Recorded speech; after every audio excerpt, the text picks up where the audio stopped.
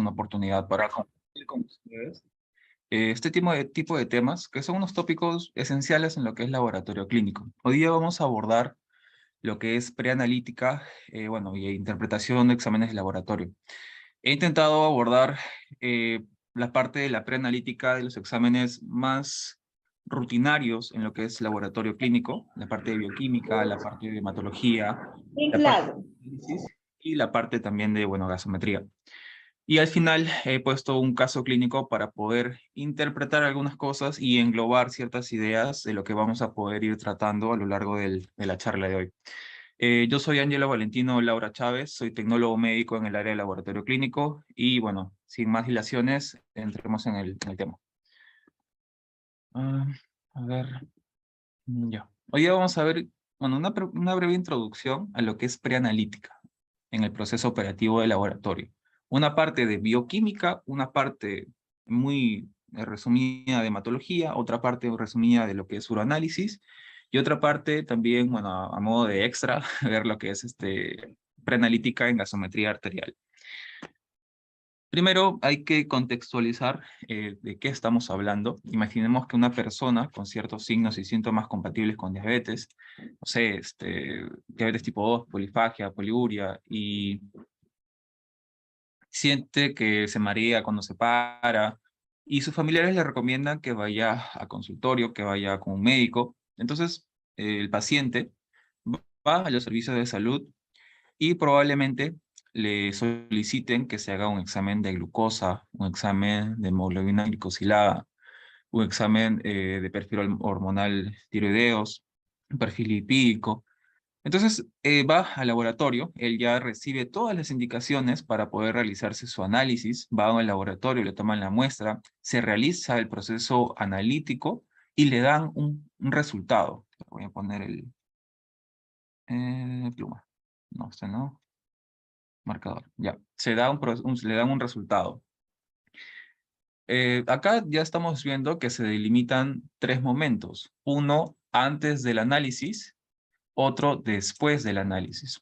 Uno donde el paciente recibe la preparación necesaria, la información necesaria que debe de cumplir, los requisitos que debe de cumplir para que sus resultados no sean alterados.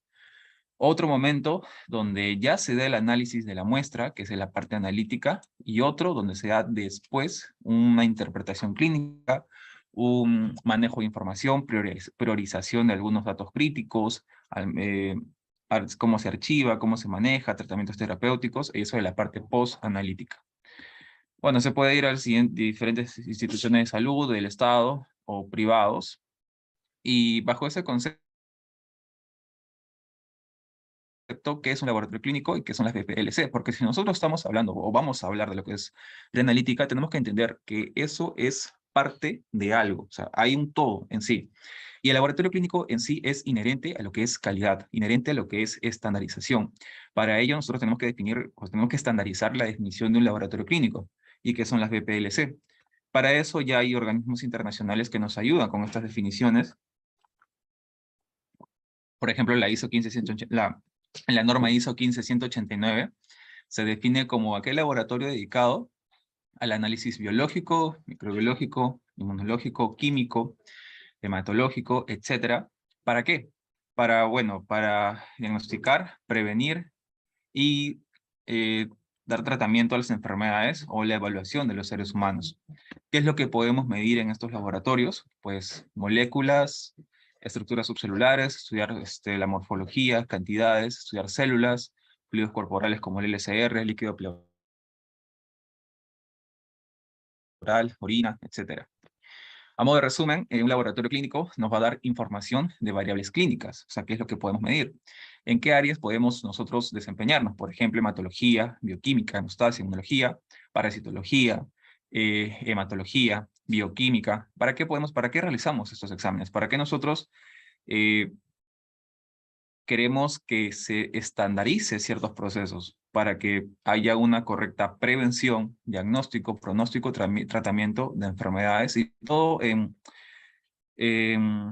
para que el paciente se vea favorecido? Y ahora, como ya les comenté, ya definimos qué es laboratorio clínico, ahora hay que definir qué son las BPLC. Las BPLC son las siglas de una frase que son las buenas prácticas en el laboratorio clínico. Y en sí son normativas, son normativas para poder estandarizar ciertos procesos. Normativas que nos dan organismos como la OCDE, FDA, OMS, ISO. Son los requisitos que un laboratorio clínico debe cumplir para poder diseñar, registrar y reportar análisis clínicos. Bajo esa perspectiva, que en base a, o sea, ¿cuáles son los requisitos que un laboratorio debe cumplir? O sea, esa es la pregunta, la premisa. Requisitos que ven la parte de registros, la organización del personal, infraestructura, ensayos, informes, procedimientos operativos, planificación de análisis, garantía de la calidad. Acá estamos hablando de un término interesante de lo que son los procedimientos operativos, y eso es lo que hoy día vamos a tratar. ¿Qué puntos ve? Extracción sanguínea mediante estandarización de tubos, métodos para realizar la flebotomía y sistemas para la identificación de muestras. Elaborar formatos para realizar la solicitud de los análisis, manipulación de muestras, registro de muestras. Bueno, registro de muestras. Hasta el momento estamos viendo que todo esto es antes del análisis. O sea, son puntos que las BPLC, o sea, las buenas prácticas del laboratorio clínico, van a abarcar antes del análisis. No solamente antes del análisis, sino en la parte analítica y la parte post-analítica. Como les comenté, tenemos 3 momentos definidos. Uno que se realiza antes del análisis, uno donde se da el análisis y otro después del análisis. Eso lo van a escuchar en el laboratorio clínico a cada rato. Como les dije, las BPLC abarca un punto importante que son los procesos operativos. Y ustedes se preguntarán, ¿qué son los procesos operativos? Recuerden que en el laboratorio clínico en sí es un conjunto de procesos donde hay elementos de entrada para poder dar un elemento de salida, un elemento de transformación. ¿Cuáles son los elementos de entrada? Pues los requisitos del paciente. ¿Qué es lo que el paciente quiere? Quiere un resultado oportuno y quiere un resultado veraz. Para poder cumplir ciertos, o sea, nosotros debemos de cumplir, esos son los requisitos del paciente y se va a dar todo un proceso para poder satisfacer esos requisitos del paciente. Para ello podemos definir que hay procesos estratégicos, procesos operativos y procesos de apoyo.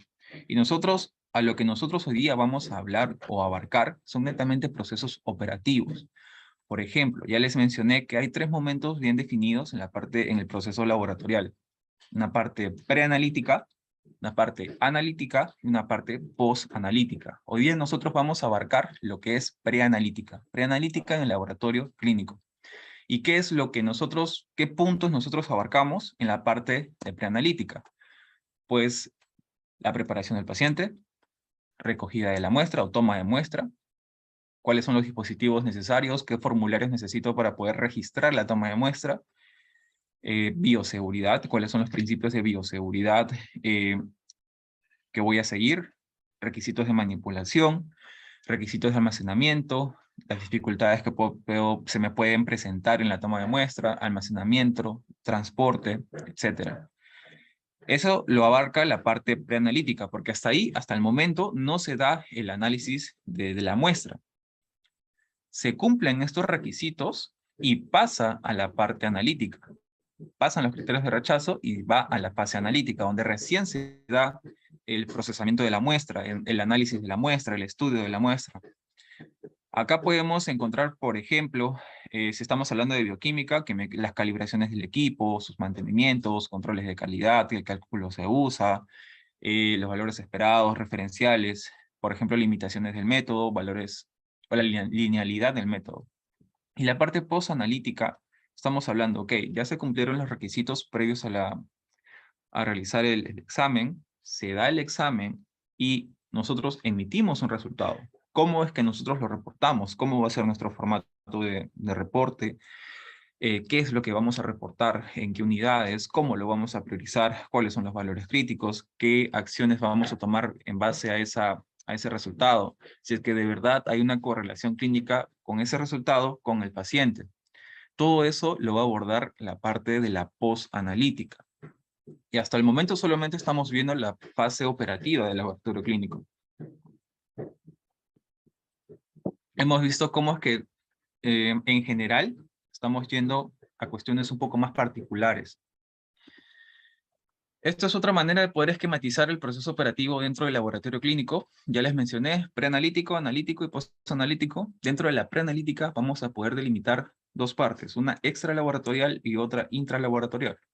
¿Qué quiere decir esto? Que hay una parte que el laboratorio en sí no lo maneja, no tiene 100% de control en esa parte.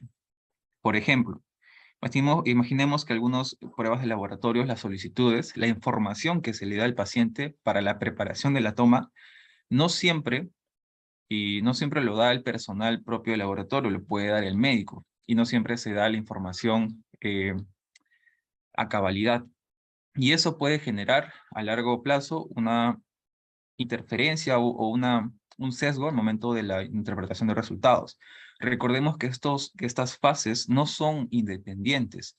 O sea, si hay una falla en la parte preanalítica, por más que tu equipo esté bien calibrado, por más que tu método sea muy estable y tenga un buen desempeño, y por más que tengas un sistema de información en la parte postanalítica idóneo, adecuado, si la fase preanalítica falla, toda la cadena del laboratorio falla. De igual manera, si la parte analítica falla, todo falla. La parte netamente intralaboratorio o netamente preanalítica es lo que el laboratorio ya tiene injerencia, lo que el laboratorio tiene responsabilidad. De igual manera, en la fase postanalítica podemos hablar, bueno, vamos al siguiente gráfico para que se entienda. En la parte preanalítica vamos a ver que la información del paciente, selección de la prueba, por ejemplo, el laboratorio no selecciona la prueba, la solicitud lo hace el médico. Muchas veces la preparación del paciente, la información que el paciente tiene de primera mano puede ser del médico, no necesariamente es del laboratorio, aunque el laboratorio debe de manejar esa información y es quien se lo debe de dar. En la parte post-analítica o la parte post-analítica extra laboratorio viene a ser ya, se da un resultado, se reporta y cuál es el manejo clínico que se tiene en base a ese resultado. Y eso el laboratorio tampoco lo contempla, eso lo contempla el médico tratante, el clínico. Bajo esa perspectiva, estamos hablando de una parte post-analítica, pero extra laboratorial o post-analítica. Ahora, ¿cuál es la importancia de nosotros acá venir un sábado de 6 a 8 de la noche a estudiar preanalítica?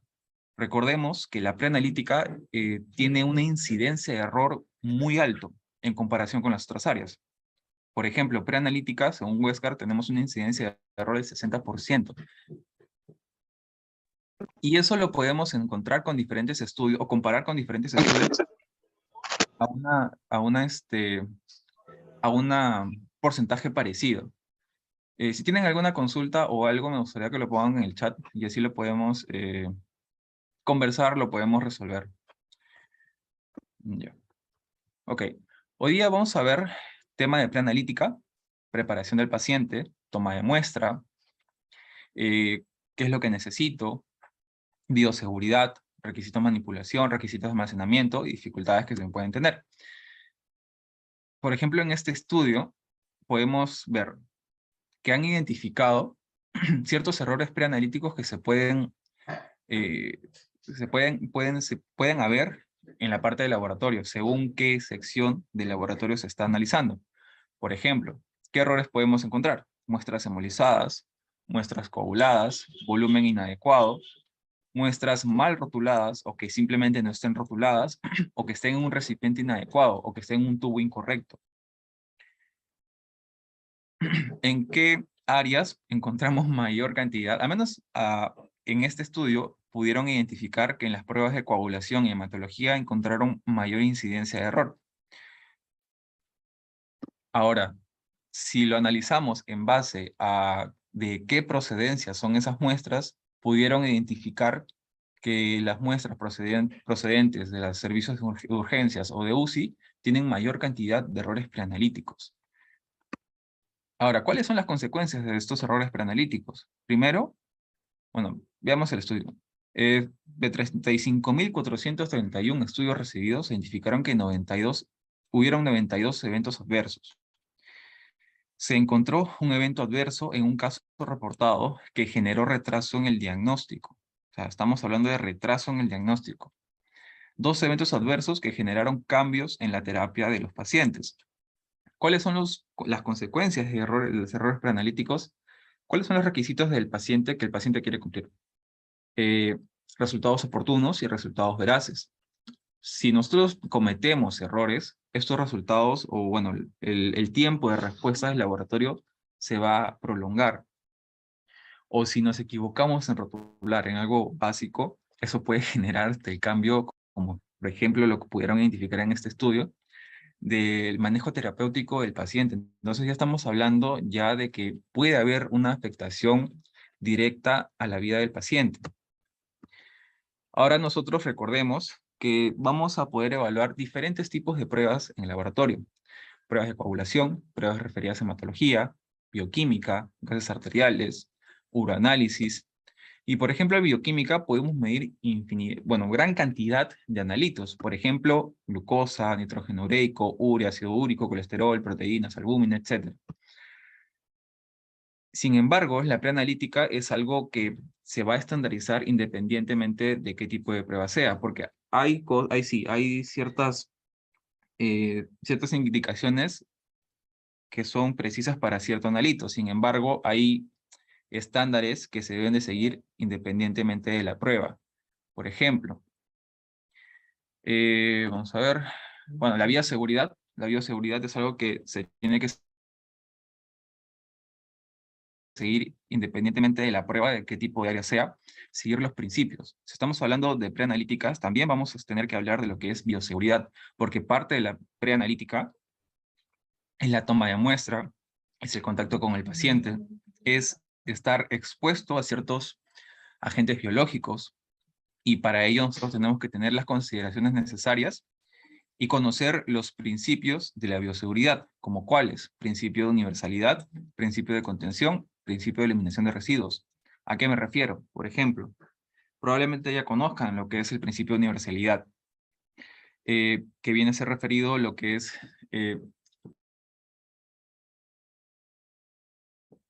tener las medidas necesarias o tomar en cuenta como si todas las muestras tuvieran algún potencial agente infeccioso. En base a ello, nosotros tenemos que tener la correcta manera de poder protegernos de esos agentes infecciosos mediante las medidas de contención. Contención primaria en base a los CPP que podamos usar, o contención secundaria en base a la disposición infraestructural del laboratorio, del lugar de la toma de muestra. Y recordemos que todo proceso en laboratorio va a generar ciertos residuos. Entonces, pueden haber residuos especiales, residuos comunes o residuos biocontaminados que tienen que tener una correcta disposición para la eliminación. En base a ello, tenemos que recordar que hay 4 niveles de bioseguridad en base a las características de patogenia, virulencia, infectividad, transmisibilidad de los agentes infecciosos que podamos estar expuestos. Recordar que siempre debemos usar nuestro PP, nuestros guantes, mandilones, dependiendo del caso. Y ahora entrando directamente a la parte preanalítica, recordemos que en la parte preanalítica hay variables, y estas variables van a afectar al resultado final del paciente.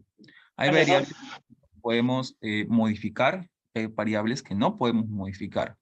Hay variabilidad biológica no modificable, variabilidad biológica modificable.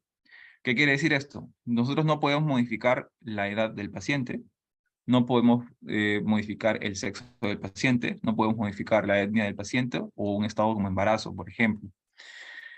De igual manera, la variabilidad biológica modificable es en base al comportamiento del paciente, qué dieta sigue, sus variaciones cíclicas, por ejemplo, su ritmo circadiano, si es que hace ejercicio, está sometido a estrés. Tenemos también variabilidad debido al momento de la toma de muestra, al momento de la extracción. Variables como tener en cuenta la postura, el tiempo de aplicación del torniquete, o sea, cuánto tiempo nosotros como máximo podemos aplicar un torniquete para tomar una muestra, cuál es la postura correcta para nosotros poder extraer muestra de sangre, en este caso venosa, la que estamos hablando.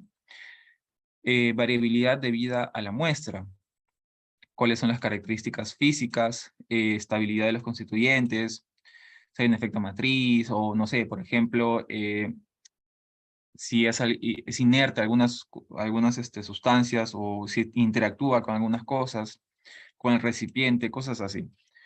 Veamos más detenidamente cada punto para poder entender de lo que estamos hablando. Por ejemplo, estamos hablando de variabilidad biológica no modificable. Y un ejemplo claro es la edad.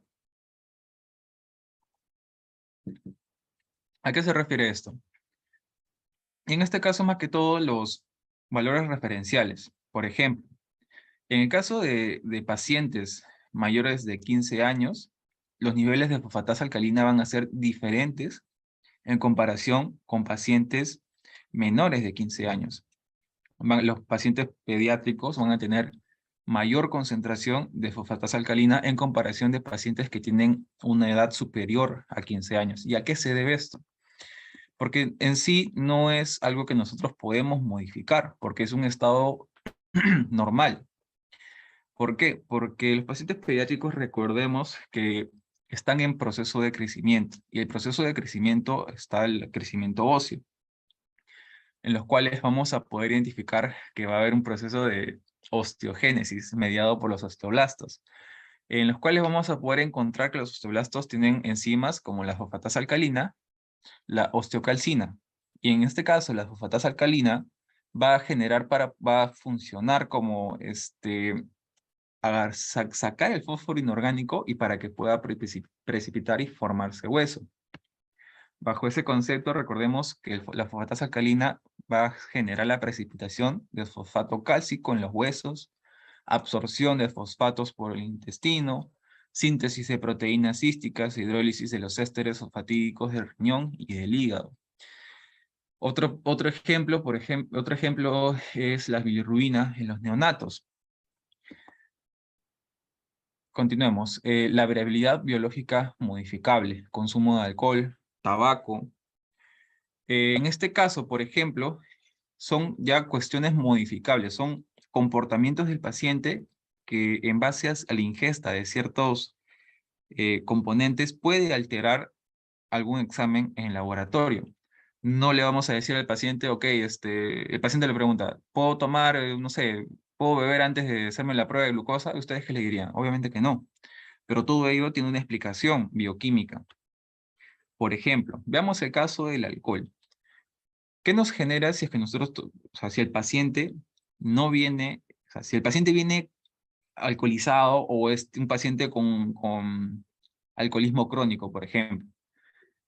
Si le realizamos un examen de glucosa, van a tener un falso, o sea, la glucosa baja, bicarbonato bajo, lactato aumentado, la gasometría. Si le hacemos un examen de gases arteriales, probablemente podamos interpretar que esté en acidosis metabólica y las concentraciones de urato van a aumentar. Y esto es propio del metabolismo del etanol. ¿Qué quiere decir esto? Recordemos que a la ingesta del alcohol vamos a ingerir etanol, y este aumento desmesurado de alcohol, de etanol, vamos a tener que metabolizarlo, vamos a tener que expulsarlo por alguna vía. El hígado va a empezar a trabajar para poder metabolizar de etanol a acetilcoenzima A, o bueno, en este caso a acetato o ácido acético, para poder ya eliminarlo. Y de etanol puede pasar a acetilcoenzima A. Y recordemos, para generar energía, el acetilcoenzima A pasa el ciclo de Krebs y luego se da la fosforilación oxidativa para generar ATP. Pero del etanol también podemos pasar a este ciclo de Krebs. ¿Y qué sucedería si nosotros tenemos elevada la concentración de etanol en sangre? Pues vamos a saturar lo que es el ciclo de Krebs y vamos a empezar a aumentar la síntesis de ácidos grasos. Y en el proceso de metabolismo del etanol, también hay un componente importante, que la desregulación del equilibrio entre el NAD+ y el NADH+H va a generar que el piruvato pase al lactato. ¿Qué quiere decir esto? Que si va a aumentar la concentración de lactato, va a aumentar la concentración de ácidos grasos. Si aumenta la concentración de lactato, disminuye el pH. Va a inhibir, va a disminuir también la concentración de glucosa. Y esto es como el alcohol va a poder interferir en lo que son los exámenes de laboratorio. Y esto es variabilidad biológica modificable. Es algo que podemos prevenir en el paciente. Podemos darle las recomendaciones al paciente para que no venga en estado etílico, que es algo básico, pero estamos viendo cuáles son los mecanismos bioquímicos por los cuales esto puede alterar un examen de laboratorio.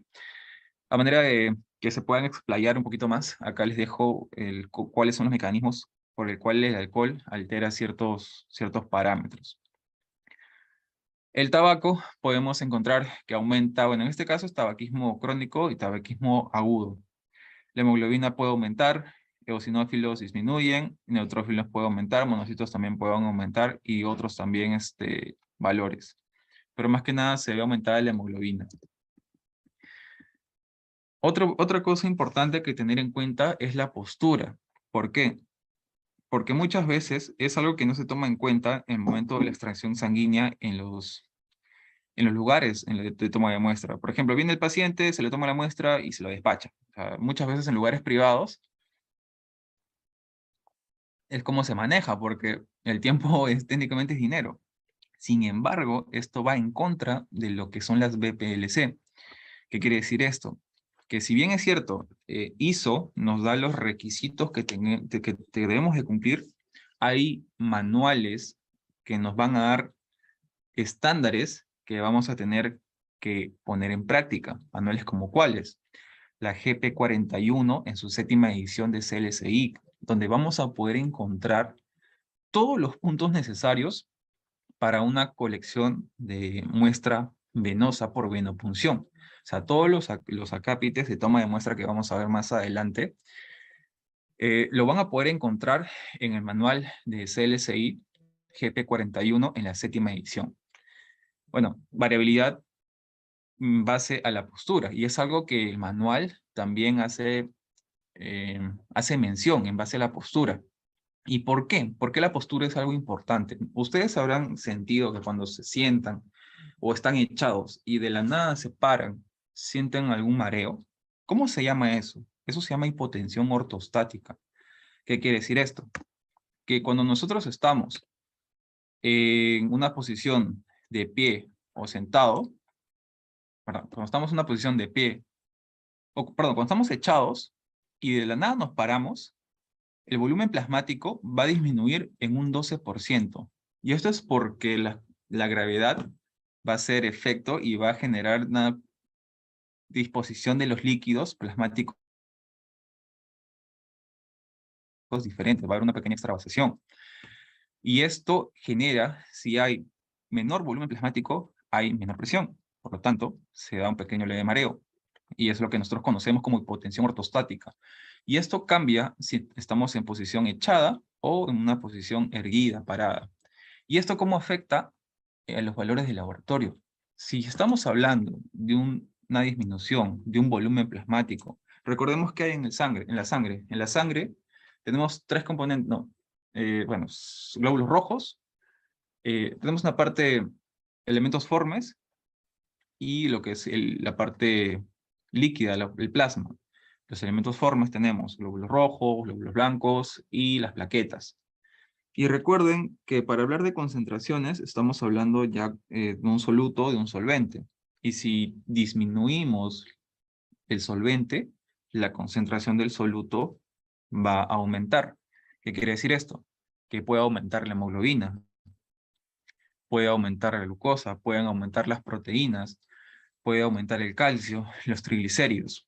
En resumen, en posición ortostática, de pie, los valores son más elevados en comparación con la posición echada, los valores de hematocrito, hemoglobina, leucocitos, proteínas, y las sustancias que están unidas a estas, como el calcio, triglicéridos, colesterol, bilirrubina. ¿Y por qué les hago la mención de que CLSI se detiene para poder definir esta parte? Porque nos da la recomendación de que el paciente se ha estado por mucho tiempo de pie, que se siente por lo menos 15 minutos y ahí realizarle la toma de muestra. ¿Ustedes se imaginan esperar que cada paciente se espere 15 minutos para realizarle una toma de muestra? Muchas veces en los hospitales las colas son inmensas en la toma de muestra, pero las recomendaciones de CLSI, por ejemplo, contemplan que el paciente tenga que esperar 15 minutos para que recién se le tome la muestra. La actividad física también es algo que también puede generar que aumenten o disminuyan ciertos analitos. Por ejemplo, en este caso, que aumenten la creatinquinasa, la piruvatoquinasa. Recordemos que en los ejercicios de fuerza, por ejemplo, se genera o se toma estos elementos como, o la creatinfosfato se toma como elemento de energía mediata para que el músculo pueda contraerse, generar fuerza, y para ello tenemos mediados por enzimas como la creatinquinasa y la piruvatoquinasa. Por eso la concentración va a aumentar en la actividad física. Tenemos también, hasta el momento estamos viendo variabilidad, o hemos visto variabilidad variabilidad biológica modificable, no modificable, y estamos entrando a variabilidad biológica, perdón, a variabilidad debido a la muestra, debido al espécimen. Se puede generar hemólisis, por ejemplo. ¿Qué es la hemólisis? La hemólisis en sí es la ruptura de los glóbulos rojos. Y recordamos que estos glóbulos rojos tienen elementos son células que tienen elementos disueltos en la parte interna. Elementos como cuáles. Bueno, si son glóbulos rojos, eh, puede aumentar la glucosa, el potasio, el hierro, LDH.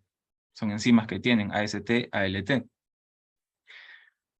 Y si nosotros analizamos una muestra hemolizada, podemos encontrar o podemos hallar falsos aumentos de potasio, falsos aumentos de hierro. Entonces, los resultados ya no son confiables, ya no son veraces. ¿Cuáles son las causas de hemólisis? Por ejemplo, ligaduras más de 1 minuto. Y acá hago la pregunta, ¿cuál es el tiempo máximo en el cual se puede aplicar el torniquete?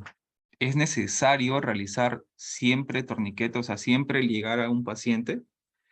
¿Cómo le digo al paciente? Le digo al paciente, haga puño, abre y cierra la mano.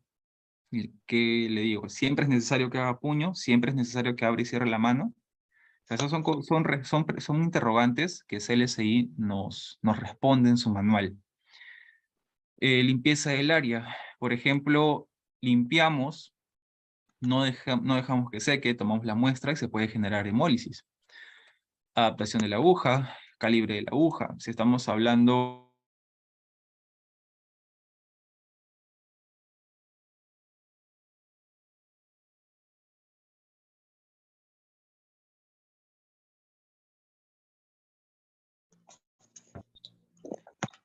Ya está.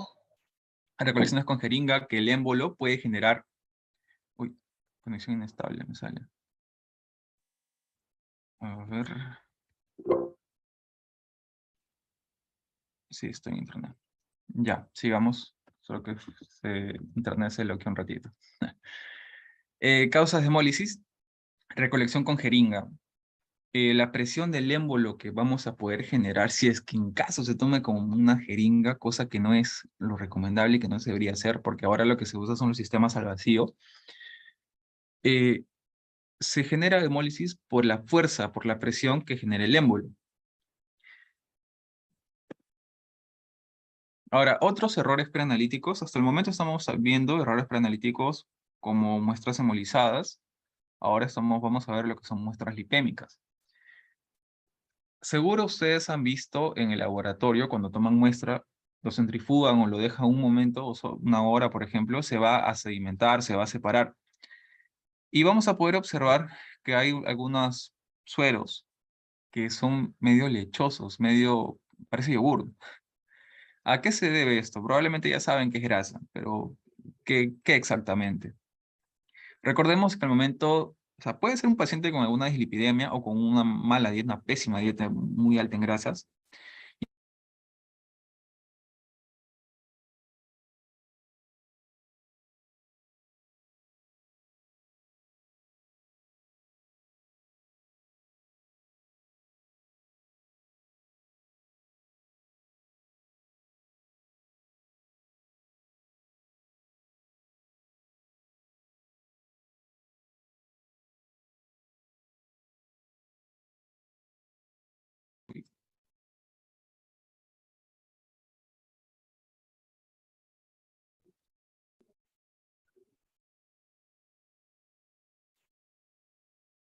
Creo que se desconectó. Hola, buenas noches. Se desconectó, ¿cierto? Sí, es mi internet, creo. Disculpen, la verdad. Más bien, ¿dónde me he quedado? ¿Hasta dónde se quedó? ¿Esta diapositiva? Ahí, desde ahí puede explicar, por favor. Ya, disculpen, es mi internet que estaba un poco mal. Ya estaba hablando, ya estaban, estaba avanzando. Ya, sigamos. Entonces estamos, bueno, al momento de acá estábamos hablando de las causas de hemólisis, que es un problema muy frecuente en la parte preanalítica. Y tenemos varias causas, por ejemplo, ligaduras más de un minuto. Y acá les hago la pregunta, creo, no sé si se me habrá escuchado en ese momento. Eh, ¿Cuánto tiempo como máximo nosotros podemos aplicar a un torniquete? Ahora, no solamente eso, ¿es necesario siempre usar torniquete? Y si usamos torniquete, le decimos al paciente que abra y cierre el puño o que simplemente mantenga puño. ¿Es necesario simplemente hacer eso o es facultativo? Eso vamos a verlo más adelante. Bueno, la ligadura más de un minuto puede generar hemólisis. La limpieza del área, por ejemplo, el alcohol. Si es que nosotros no dejamos secar el área, se puede contener un poco con sangre al momento de la punción y puede generar hemólisis, el alcohol. El calibre de la aguja, si la aguja es un poco delgada, podemos generar por presión la hemólisis de la hematía. La recolección con jeringa, obviamente la recolección con jeringa debe ser algo que ya no se use. Ahora lo que se hace simplemente es al vacío. Y las recolecciones con jeringa, el problema es la presión que genera con el émbolo. Son causas de hemólisis. Ya. Y la hemólisis, como les comenté, y el hematíes se va a alisar, se va a romper y va a generar la extravasación de ciertos elementos como cuáles, como el potasio, hierro, LDH, enzimas. Entonces van a estar falsamente aumentadas en estas muestras que están hemolizadas. O sea, no es correcto dosar, o sea, medir potasio en una muestra hemolizada, si es que nuestro analizador no tiene una manera de poder corregir estas variables preanalíticas. ¿Y a qué me refiero? Por ejemplo, hay equipos, un equipo como ejemplo está el Vitros, que es química seca, que trabaja en base slides, en los cuales vamos a poder corregir ciertas variables como lo que son hemólisis, vamos a poder corregir variables como son muestras lipémicas. Y acá estamos entrando a otro tipo de error preanalítico, las muestras lipémicas. ¿Y cuándo ocurren las muestras lipémicas? Puede ser que el paciente tenga alguna dislipidemia descontrolada o que simplemente tenga una dieta pésima que tenga una dieta pésima. Ya. Y ahora la pregunta es, probablemente hayan visto este tipo de muestras, sabemos que tiene grasa, pero ¿qué es lo que ocurre acá? ¿Y cuál es el problema con este tipo de muestras? Recordemos que cuando nosotros ingerimos grasas, lípidos, podemos ingerir triglicéridos. Y esos triglicéridos van a tener que ser absorbidos y luego metabolizados. Y la manera de poder transportar para el metabolismo de los triglicéridos puede ser mediado por proteínas. Y en este caso estamos hablando de lipoproteínas. ¿Lipoproteínas como cuáles? Kilomicrones, que estructuralmente hablando son las más grandes. Son estas proteínas que están llenas de triglicéridos que funcionan como transportadores.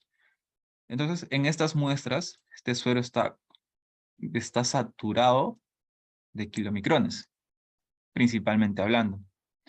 Y ahora, ¿cuál es el problema en el momento de nuestra medición? Recordemos que hay tipos de medidas, bueno, tipos de procesamientos automatizados, manuales, semiautomatizados en bioquímica.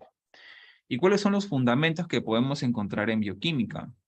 Turbidimetría, nefelometría, todo lo que estamos hablando con que incida una luz, ya se puede medir la luz que pasa, que se transmite, o la luz que se refracta, pero va a haber la incidencia de una luz. Imaginemos que estamos hablando por espectrofotometría. Se incide una luz a una longitud de onda adecuada según la capacidad absortiva del elemento que queremos medir. vemos el lambda óptimo, o sea, la longitud de onda óptima. El punto es que si no hubiera ningún tipo de error preanalítico, como en este caso, absorbería alguna luz y se transmitiría una. Pero si esto está saturado de grasas, va a cambiar ese coeficiente de absorción y va a generar una señal que no va a ser la adecuada. Por lo tanto, se va a dar un resultado, una concentración que no va a ser la adecuada. Y como les comenté hace un rato, hay tecnologías que buscan corregir estos problemas, como cuáles. Ya les comenté que hay un equipo de química seca automatizado, que es el VITROS, de Orthoclinical Diagnostics, si no me equivoco, que trabaja en base a slides, que son 5 slides, y uno de los slides es para corregir estos problemas. Va a tener lo que es la lipemia y la hemólisis e ictericia, muestras ictéricas. Entonces corrige estos 3 problemas preanalíticos y ya nos da un resultado más confiable. Hay otros equipos que nos pueden medir el índice lipémico, y en base a las decisiones clínicas, en base al qué tanto índice lipémico es aceptable para ese parámetro, se puede aceptar o no el resultado.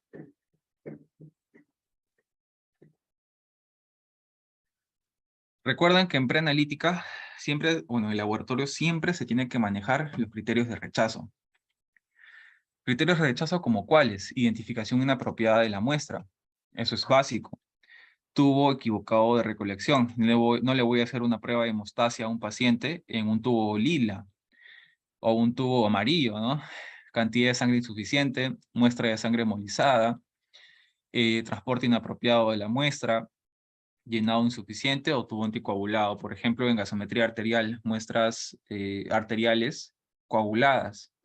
Esos son de criterios de rechazo. Ya. Ahora entremos netamente a la parte de toma de muestra. Y hoy lo que vamos a ver es toma de muestra, pero extracción de sangre venosa. Y todos los puntos que vamos a abordar acá son los extraídos de la guía CLSI GP41 en la 7ª edición.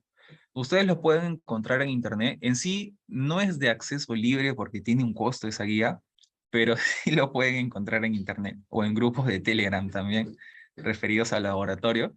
Lo pueden encontrar en inglés. Ya y ustedes lo traducen.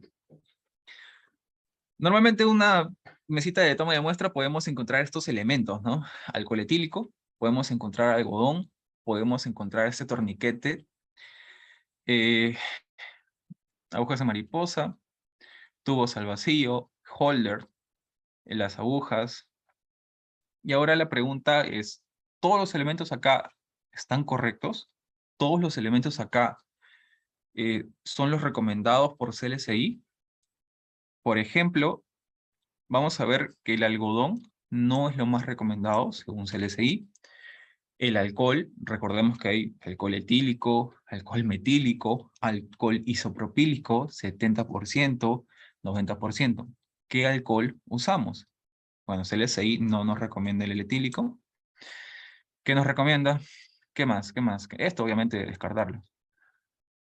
Eh, ¿Qué más? ¿Qué más? Holder está bien.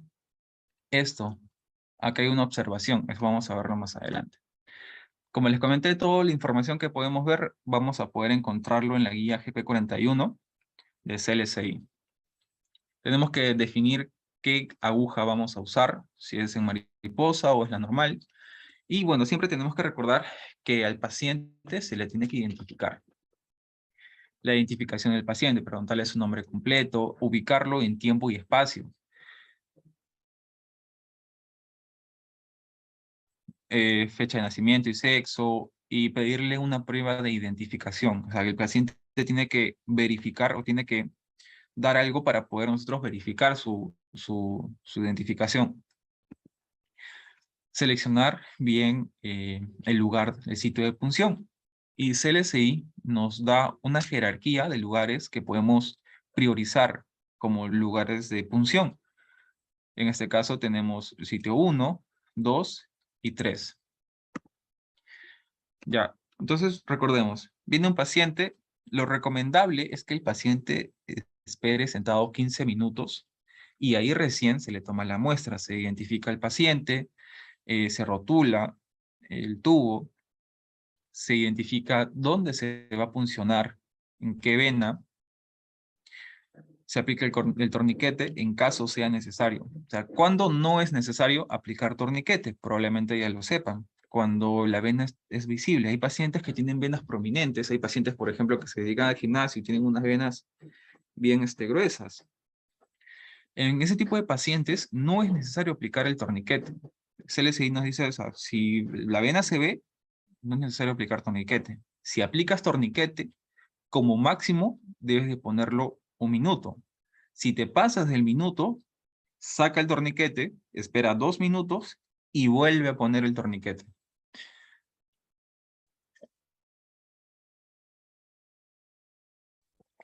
Ok, imaginemos que al paciente no se le ve la vena, le ponemos torniquete. Le decimos, haga puño, abra y cierre la mano, o le decimos que no haga nada. En la medida de lo posible, si se ve la vena sin hacer puño o sin abrir y cerrar la mano, simplemente no hay que decirle nada. Pero sí se puede decirle al paciente simplemente que haga puño. Abrir y cerrar la mano, que ellos lo denominan como el bombeo, no es recomendable. Cerrar puño, sí, pero es facultativo. En la medida de lo posible, no realizarlo. Listo, identificamos la vena, limpiamos. ¿Cómo limpiamos? En círculos concéntricos de adentro hacia afuera o por fricción en barrido. Otra pregunta que nos hace CLSI y otra cosa que nos responde. Según los estudios que se han recolectado, en sí lo que ellos nos recomiendan es hacerlo en fricción, en barrido. Se ha visto que hay una mejor desinfección.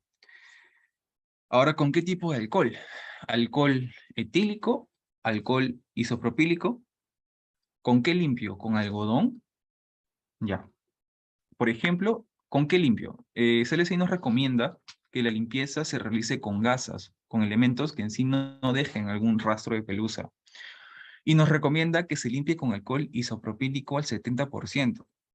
Todas esas indicaciones lo van a encontrar en la guía.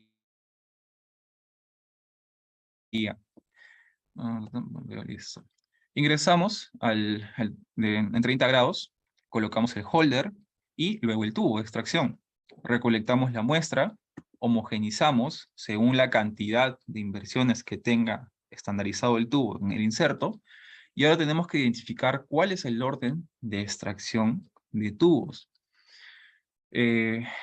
Nos recomienda, por ejemplo, primero el tubo de hemocultivo, segundo el tubo de citrato de sodio, luego los de tapa roja, los que tienen geles, perdón, activadores de coágulo, tubos de heparina, tubos de ETA, y ese es el orden que nos da CLSI. Y ahora la pregunta es, ¿por qué priorizar hemocultivo? ¿Por qué luego citrato de sodio? Y por ejemplo, OMS, de igual manera nos pone primero hemocultivos, segundo los que no tienen aditivo, y tercero nos pone citrato de sodio. ¿Por qué no primero, bueno, obviamente primero el hemocultivo, y luego primero segundo el citrato de sodio? O sea, ¿por qué primero hemocultivo? ¿Para qué se usan las pruebas, o sea, para qué se usan los tubos de hemocultivos? Se usa más que todo para pacientes en los cuales se quiere identificar si hay sepsis o no. Y recuerden que un estado de sepsis puede generar un shock séptico en un paciente y esto genera un estado crítico para el paciente. Se puede morir. Entonces, tenemos que minimizar los riesgos de contaminación y tenemos que priorizar el tiempo de respuesta. Por eso el frasco tubo de hemocultivo va primero. Ahora, recuerden que cuando ni bien entra la aguja a la piel, cuando hay una discontinuidad entre tejidos, ya se va a empezar el proceso hemostático, ya va a haber un proceso de coagulación. ¿Por qué no primero el citrato de sodio? Si es que el citrato de sodio, o sea, si ya la aguja entra, ya hay un proceso hemostático y eso puede generar alteraciones en los resultados de tiempos de coagulación. Por eso, por el mismo motivo que les acabo de exponer, porque el hemocultivo es un examen crítico, es un examen que está expuesto a poderse contaminar, generarse cultivos mixtos. Por eso se prioriza el hemocultivo y luego viene el citrato de sodio. Y el citrato de sodio está segundo justamente por lo que les comento. O sea, ni bien haya discontinuidad de los tejidos, ni bien la aguja penetre en la piel, ya penetra en los vasos sanguíneos, ya empieza el proceso hemostático, por eso se minimiza el tiempo de recolección para que esto no repercuta en los valores de coagulación que se puedan obtener. De igual manera lo contempla OMS. Bueno, esto lo podemos encontrar también en internet. Siempre hay que tener cuidado con la fuente que vamos la fuente de información que vamos a priorizar. Fuentes siempre confiables. Ahora, seguí las recomendaciones de CLSI, seguí el orden de extracción de tubos. ¿Qué le recomiendo al paciente? O ¿cómo saco la aguja? ¿Saco la aguja, el holder y el tubo a la vez? ¿O primero saco el tubo y luego el holder con la aguja? A mí me ha tocado ser paciente y me ha tocado que me han sacado el tubo y el holder todo a la vez. Y no sé si a ustedes les ha pasado, pero eso genera un poco de dolor y hasta te puede generar hematomas. Sacar todo el sistema en conjunto puede generar hematomas. Y lo que CLSI nos comenta, y lo que CLSI nos recomienda es primero, obviamente, sacar el tubo y luego el holder con la aguja. Y generar presión con la gasa. No se recomienda doblar el brazo ni alzar el brazo. Es más efectivo hacer presión para que se dé el proceso de coagulación y deje de sangrar. Y para evitar hematomas, hay que retirar el torniquete antes de retirar la aguja. Ya. ¿Cuándo yo retiro el torniquete? Cuando aflojo el torniquete. O sea, ya ligué, ya limpié, ya extraje sangre. Ni bien nosotros empezamos a ver sangre que ya está siendo extraída, se retira el torniquete. O sea, nosotros vemos que ya hay flujo sanguíneo en el tubo, se tiene que retirar el torniquete. No tiene que estar por más de un minuto en el brazo. Retire el tubo del soporte antes de retirar la aguja, lo que les comenté del holder y el tubo. Hemos visto las recomendaciones de manera precisa, de manera, bueno, lo básico y lo más importante que nos dice CLSI. Y recordemos que hay un orden de tubos. Y recordemos que todos los tubos no son iguales, muy aparte del aditivo que tengan y de la función o del rol cual se vayan, o sea, de los analitos que se vayan a medir en esos tubos. ¿Qué es lo que quiero decir? Cada tubo tiene la cantidad o sea, tiene una cantidad definida de cuántas veces lo vamos a invertir.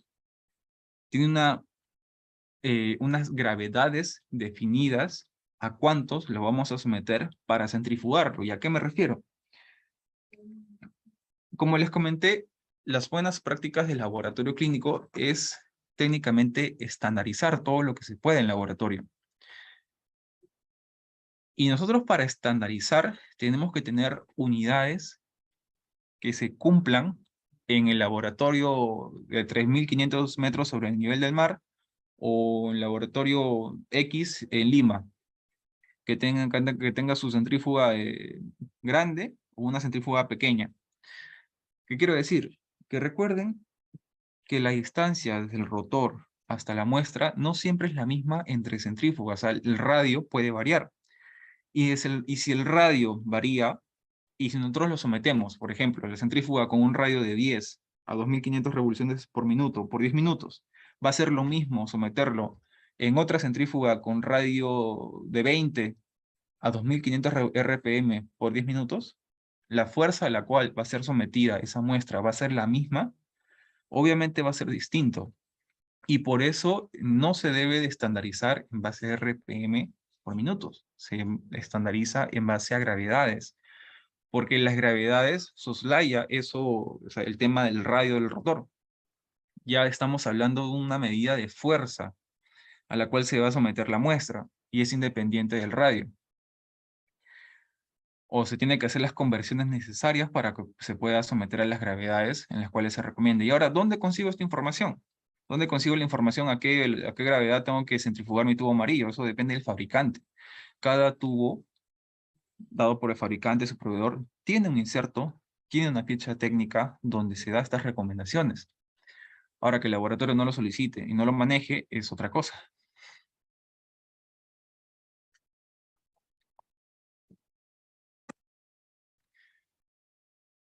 De igual manera, las consecuencias de una mala preanalítica: diagnósticos equivocados, retraso del tratamiento, retraso del diagnóstico,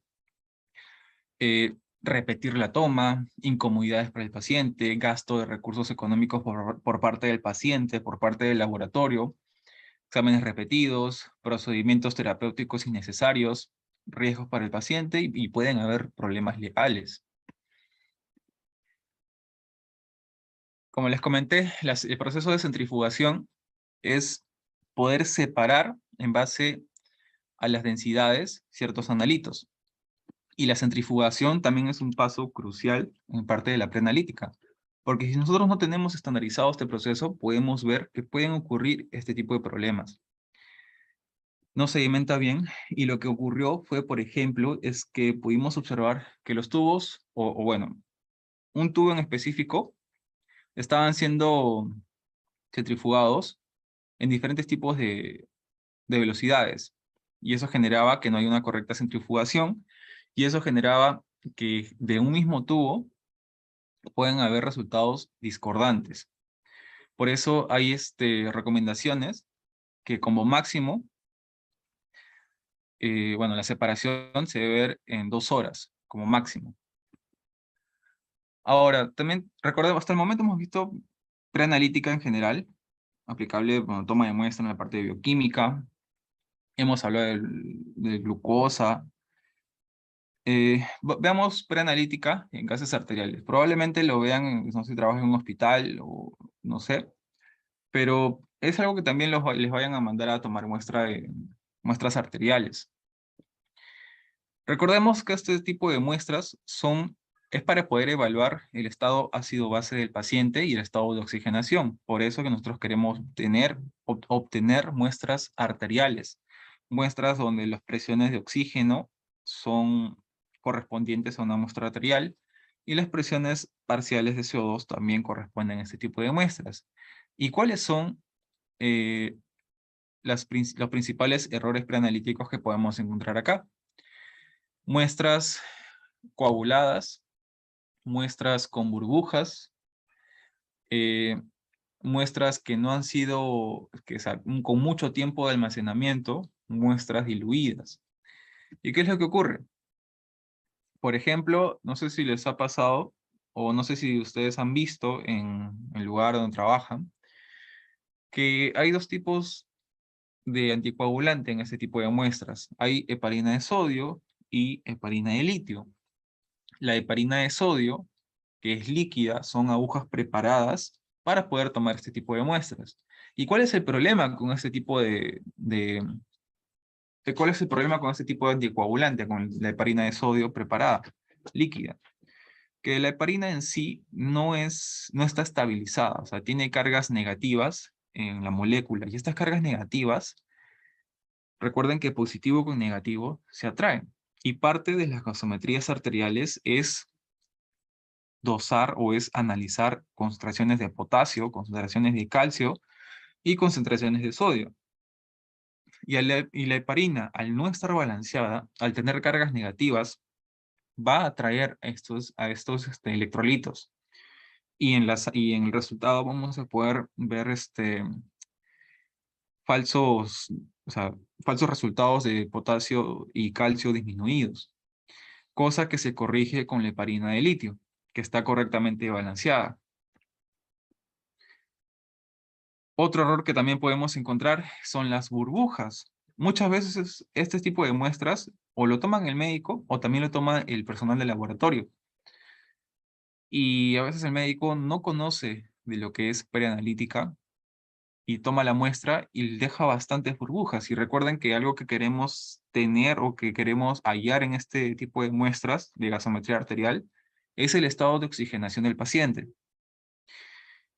Y si nosotros ponemos una burbuja en la muestra arterial, vamos a generar que los valores de PO2 y PaCO2 se alteren. Va a aumentar el PO2 y va a disminuir el PaCO2. Y todos esos errores preanalíticos, el laboratorio lo debe de conocer, el personal del laboratorio lo debe de conocer.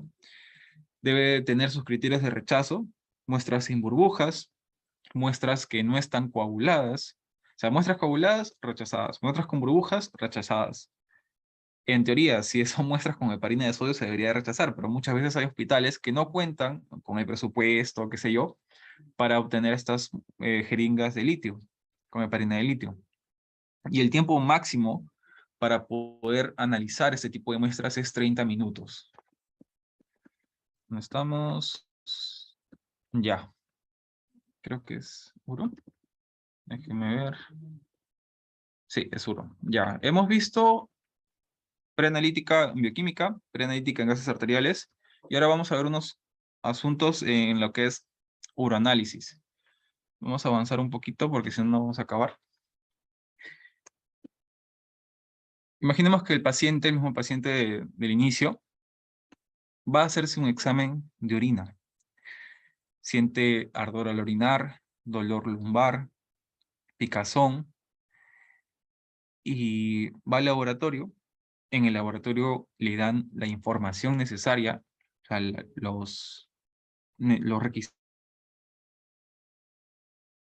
requisitos para la toma de muestra, cómo se toma la muestra, se da el proceso de análisis y le da un resultado. Un reporte de resultado, nuestro examen químico, examen de sedimentos, su examen físico. De igual manera, tenemos tres momentos: la preanalítica, analítica y posanalítica. Y en la parte de preanalítica vamos a poder encontrar preparación del paciente. Imaginemos que el paciente o la paciente esté menstruando. ¿Qué recomendaciones podemos darle? Eh, También hay una guía de CLSI que nos dan las recomendaciones en uroanálisis. Y ellos nos mencionan, por ejemplo, que si la paciente está menstruando, lo que podemos recomendarle es primero limpiar, segundo con un tampón y luego poder recolectar la muestra. Si el paciente genera o realiza ejercicio extenuante, pues se puede ver alterados las proteínas, se puede encontrar hematíes en orina, proteínas, albúmina en orina. ¿Y por qué sucede esto?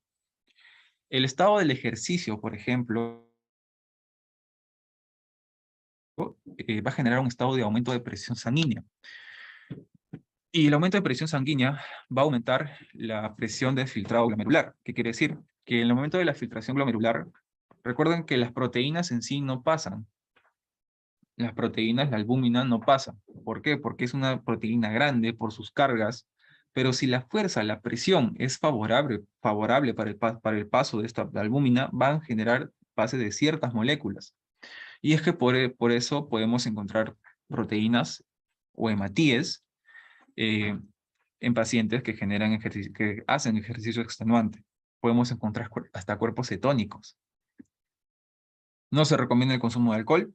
Suspender antibióticos 72 horas antes de la recolección de la muestra. ¿Por qué? En caso de hacerle un urocultivo, por ejemplo. Como les comenté, si vamos a querer estudiar albúmina, no realizar ejercicio extenuante, intenso. El tracto, bueno, en infecciones de tracto urinario también la albúmina aumenta. No ingerir grandes cantidades de líquidos, porque eso puede generar la disminución de la concentración de albúmina.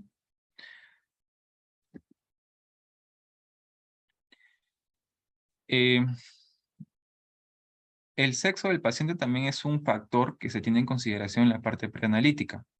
Como les comenté, tenemos que tener en cuenta si está menstruando o no menstrua, o si es, bueno, si es hombre o mujer. Recuerden que las células epiteliales se pueden encontrar en mayor concentración en el sedimento de una mujer, y eso no significa un estado patológico.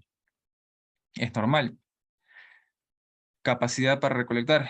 Ver si el paciente es un neonato o un adulto mayor consciente o es un adulto en edad media que puede recolectar él mismo su muestra. Si hay sustancias interferentes o su estado clínico. ¿Se recomienda el ayuno? Bueno, No es totalmente decisivo, pero sí se recomienda. ¿Por qué? Porque hay elementos o hay tipo de dietas que pueden generar la precipitación o el aumento de concentración de calcio. Dietas en base, por ejemplo, a espinacas, tomate, naranja, carambolas, bueno, toda la lista que están viendo acá, puede aumentar la concentración del calcio.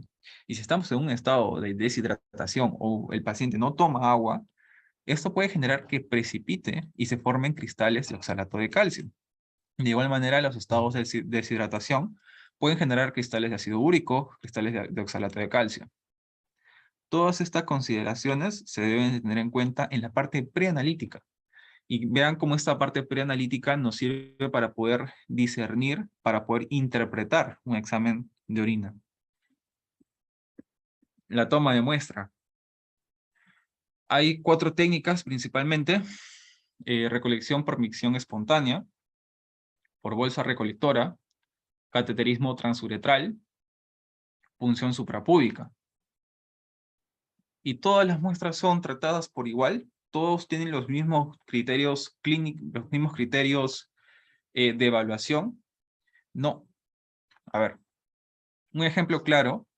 La micción espontánea y la punción suprapúbica en sí es una punción estéril. ¿Qué quiere decir esto? Que si nosotros queremos hacerle un urocultivo al paciente, yo no voy a tener los mismos criterios de evaluación si es que es una orina por punción suprapúbica. Para hacer para evaluar una infección en un tracto urinario, hay criterios que se deben de seguir. Por ejemplo, los criterios de CAS. ¿Qué nos dice CAS? Que si en el cultivo tenemos más de 100.000 unidades formadoras de colonias por mililitro, pues ahí se habla de infección de tracto urinarios, pasa a identificación, pasa a sensibilidad. Pero si nosotros tenemos crecimiento en una punción suprapúbica, independientemente de la cantidad de unidades formadoras de colonias, eso ya es un hito. ¿Por qué? Porque estamos hablando de una punción estéril. Y en este caso también podemos encontrar cateterismo transuretral, bolsas recolectoras y bueno, la micción espontánea. En el caso de las bolsas recolectoras, recuerden que mayormente es para pacientes neonatos, pacientes que aún no controlan sus esfínteres, ¿no? Pacientes neonatos. ¿Y cuál es el inconveniente en este tipo de muestras que se recolectan? Bueno, para el examen completo, pues, examen sedimento, químico, y el examen físico, no hay mayor inconveniente, pero el problema viene cuando se quiere hacer un urocultivo, porque acá sí hay que tener bastante cuidado. ¿Por qué? Porque es una muestra que se puede contaminar muy fácilmente con materia fecal o con bacterias que son provenientes de la parte de la piel del neonato. Pero la muestra común que se usa es la micción espontánea. El chorro medio, la primera micción de la mañana, el chorro medio. Y acá también en uranálisis estamos hablando de estandarización. Y recuerden que la centrifugación es un paso importante en el momento del examen completo de orina. Y la pregunta es, ¿a cuánto yo debo de centrifugar? Es a 400 gravedades. ¿Y por qué?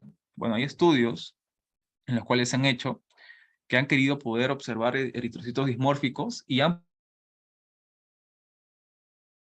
podido capturar o han podido ver en mayor porcentaje cuando se centrifuga a 400 gravedades en comparación con 500 gravedades.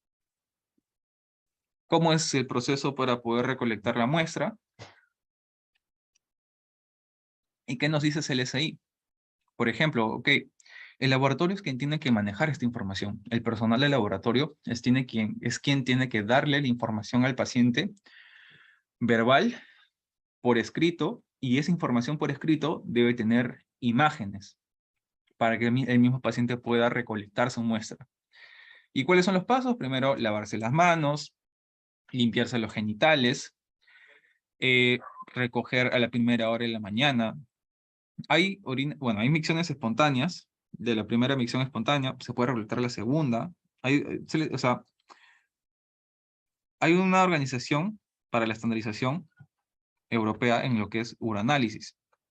De ahí se define orina cronometrada, por ejemplo, la orina en 24 horas, orinas ocasionales, pero en este caso estamos hablando de una micción espontánea. Sigamos, dependiendo si es hombre o mujer, se tiene que o extender los labios, separar los labios, o retraer el prepucio.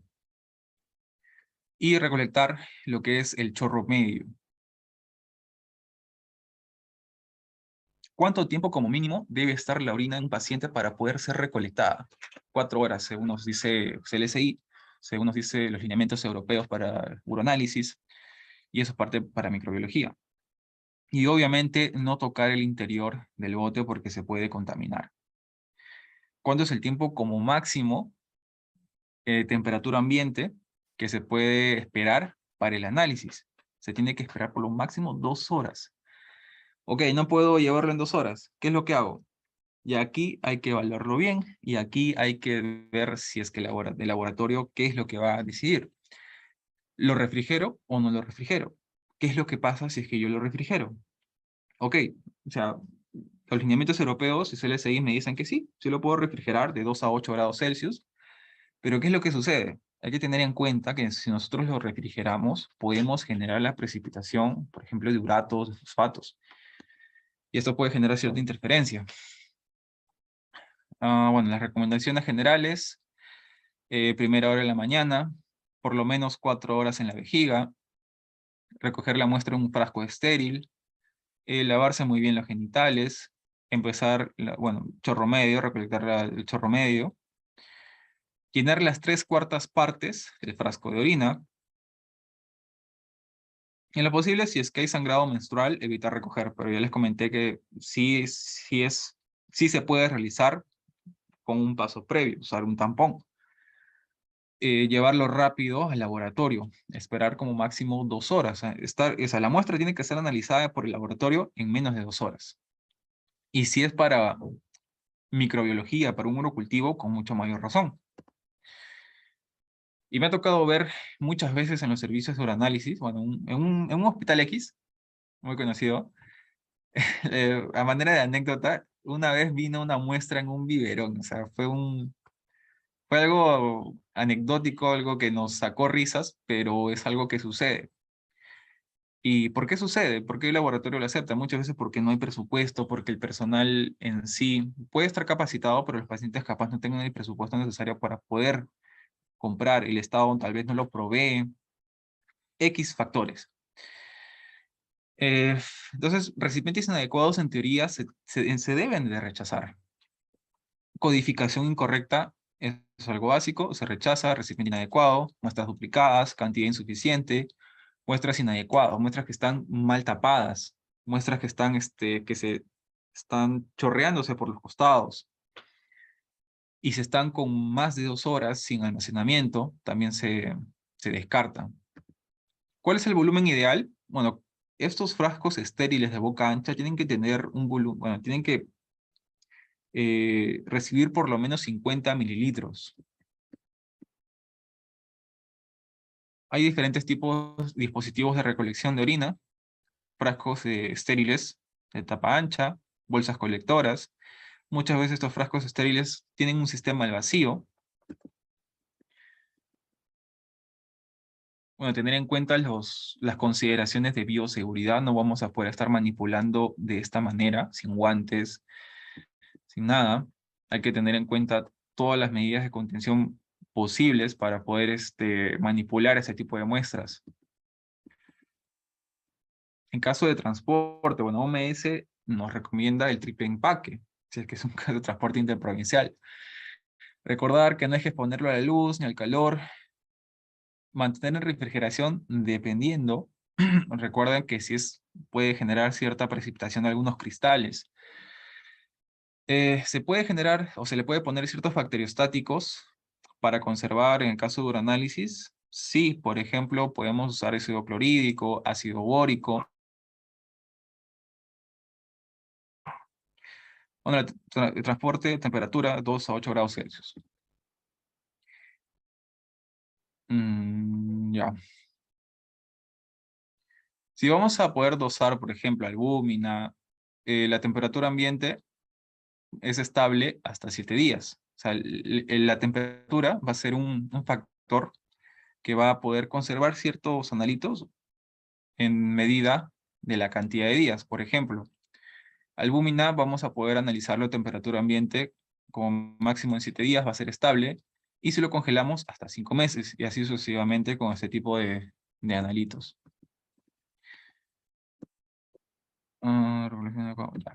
Todos los lineamientos que les acabo de exponer y más pueden encontrar en la guía GP16A3 de CLSI, donde vamos a poder ver todos los tipos de toma de muestras, en uranálisis, todas las consideraciones preanalíticas. Yo acá les he puesto como que lo más importante, lo más rutinario que podemos usar en laboratorio clínico. Y ahora en la parte de hematología, de igual manera hay que tener en cuenta que hay factores biológicos y factores no biológicos. Factores biológicos ya de igual manera como el otro lado que pudimos ver, edad, sexo, raza, o ingestas de alcohol, alimentos. Podemos tener biológicos modificables, no modificables, debido al espécimen o debido a la extracción, como es la postura, etcétera. No biológicos, elección del anticoagulante, identificación del paciente, condiciones de la muestra. Es conocido que los valores de hemoglobina, por ejemplo, son variables en base a la edad. Si un neonato tiene las concentraciones de hemoglobina mucho más altos, eritrocitos, la cantidad de eritrocitos son mucho más altos en neonatos que en adultos. La hemoglobina también es más alto en varones que en mujeres. El exceso de grasas puede interferir también con parámetros hematológicos que son medidos por principios ópticos. El alcohol produce deshidratación y esa deshidratación puede generar hemoconcentración. Medicamentos, anticoagulantes orales, la aspirina, por ejemplo, es un antiagregante plaquetario y esto puede generar alteraciones en los tiempos de coagulación. El fumar, como ya les comenté, aumento de la hemoglobina. La zona geográfica, la hemoglobina va a variar, la cantidad de eritrocitos varía en base a la altura a la cual estamos. Ahora, ¿qué anticoagulantes se usan mayormente? El EDTA. Recuerden que parte del proceso hemostático, una molécula, un elemento importante es el calcio. El calcio va a formar parte de la cascada de coagulación. Y si nosotros agregamos un elemento como el EDTA que capture el calcio y saque de la ecuación o saque de la cascada este elemento, pues ya no se da la coagulación, porque el EDTA va a quelar el calcio. Y ahora hay dos tipos de EDTA. Recuerden que hay EDTA dipotásico y hay EDTA tripotásico. Hay diferencias si yo uso EDTA dipotásico o EDTA tripotásico. Yo tengo una anécdota para contarles, más adelante. La pregunta es, ¿EDTA dipotásico o tripotásico? En un hospital X también, estaban haciendo una prueba con el equipo. Estaban viendo el equipo de hemoglobina glicosilada. Y el equipo de hemoglobina glicosilada está un poco defectuoso. No sé si aparte de ingeniería o algo, pero estaban echándole la culpa a los tubos, ¿no? O sea, no había una repetibilidad entre las muestras. Y decían que no, que dipotásico no, que tripotásico no. Y al final era un desperfecto mecánico, un error sistemático del equipo. Era independiente si es que se usaba EDTA dipotásico o EDTA tripotásico. Y se han hecho estudios, ya en hematología, han comparado los parámetros hematológicos y la morfología de muestras si es que se toman con dipotásico y tripotásico. ¿Y qué es lo que han encontrado? Bueno, no se ve muy bien, solo he sacado del estudio. Pero en general no hay alteraciones, no hay alteraciones significativas si es que se toma con uno o con otro. ¿Cuál es un factor que sí puede alterar los resultados? El volumen de llenado nos puede alterar. 2, puede alterar el tiempo a la cual almacenamos la muestra. Por ejemplo, si nosotros analizamos una muestra almacenada a 4 grados Celsius, que es almacenada por 4 horas, o por 12 horas, o 24 horas, vamos a poder observar que ya la morfología va cambiando. Vamos a poder ver ciertas... va a cambiar la morfología de los neutrófilos, monocitos, linfocitos. De igual manera, si es que está almacenado a temperatura ambiente. Y tiempo de almacenamiento, según ICSH, recomienda procesar dentro de las 4 horas. ¿Por qué? Porque ya a partir de las 4 horas en adelante podemos encontrar ya alteraciones morfológicas. De igual manera, los criterios de rechazo, vamos a encontrar sin etiqueta, muestras sin etiqueta, etiquetas deteriorada, identificación discordante, volumen insuficiente, coágulos, está coagulada, si está hemolizada, bueno, frotis, es otro tema. Ya para ir finalizando y entrando ya al caso, vamos a ver un ejemplo. Imaginemos que un paciente ambulatorio que acude a la sala de extracción de laboratorio, de toma de muestra, su última comida fue 9 de la noche del día anterior, y por la mañana tomó un café con leche, sin azúcar, y se fumó un cigarrillo. Se solicita pruebas de bioquímica y hematológicas de rutina. ¿Y ustedes qué opinan? ¿El paciente cumple con los requisitos necesarios para poder realizarle sus pruebas de bioquímica? Por ejemplo, no sé, glucosa, hematológicas, hacerle un hemograma, vamos a ver su hemoglobina. ¿Ustedes qué opinan? Obviamente no. Ya estamos hablando que, por ejemplo, hay tabaco, y recuerden que el tabaco puede aumentar las concentraciones de hemoglobina. Caso 2. El paciente está acostado en su cama, el personal de enfermería, el personal de laboratorio X, llega y le pide al paciente que se incorpore y que se sienta en su cama y le extrae un tubo de sangre. Se solicitan proteínas y colesterol en sangre. ¿Ustedes qué opinan? ¿Fue correcto pedirle al paciente que se sentara? Las concentraciones de proteínas van a salir aumentadas, disminuidas, de igual manera con el colesterol. ¿Qué opinan? ¿Cuánto tiempo tuvo que esperar? Ok, si le digo, siéntese por favor, ¿cuánto tiempo tuvo que esperar el flebotomista para poder tomarle la muestra? Recordemos que el volumen plasmático va a disminuir aproximadamente un 12% si es que el paciente está de pie. Y esto hace que se alteren las concentraciones de sustancias que están disueltas en el plasma, por ejemplo, proteínas. Y las proteínas y el colesterol es transportado por ciertas lipoproteínas, HDL, LDL, que también van a alterar su concentración. Entonces, decirle al paciente que si está echado, se incorpore y se siente en la cama e inmediatamente tomarle la muestra no es lo adecuado.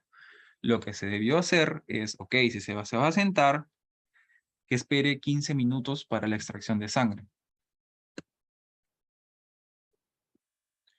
Y acá vamos a entrar ya a la parte de interpretación, que en sí, más que nada, hablar de interpretación es muy amplio, o sea, es como que hablar de cada examen, de cada patología, es muy amplio, pero he querido englobar con un ejemplo los diferentes puntos que hemos visto. Veamos, caso clínico.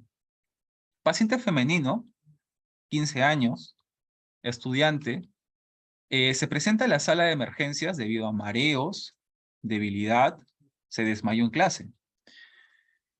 Bueno, su peso 128 libras, talla 1,70, IMC 18. Al ser evaluados se observan los siguientes hallazgos. Temperatura normal, evaluación por sistemas normal. Al realizar el interrogatorio del paciente y su mamá, refieren que se empezó a sentir débil desde hace un par de semanas.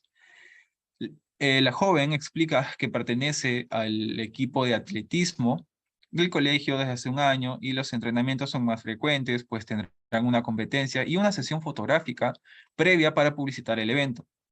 La mamá se queja que no ha comido bien en casa y, no toma, y que toma mucha agua todo el tiempo. Al consultar los datos familiares, indica que los abuelos y los pacientes son diabéticos, hipertensos, Ella, en particularmente, tiene problemas de hipertensión y ambos padres tienen sobrepeso. Y aunque los 3 hijos lo tuvieron, en la infancia, el paciente y su hermana mayor luchan activamente contra ello.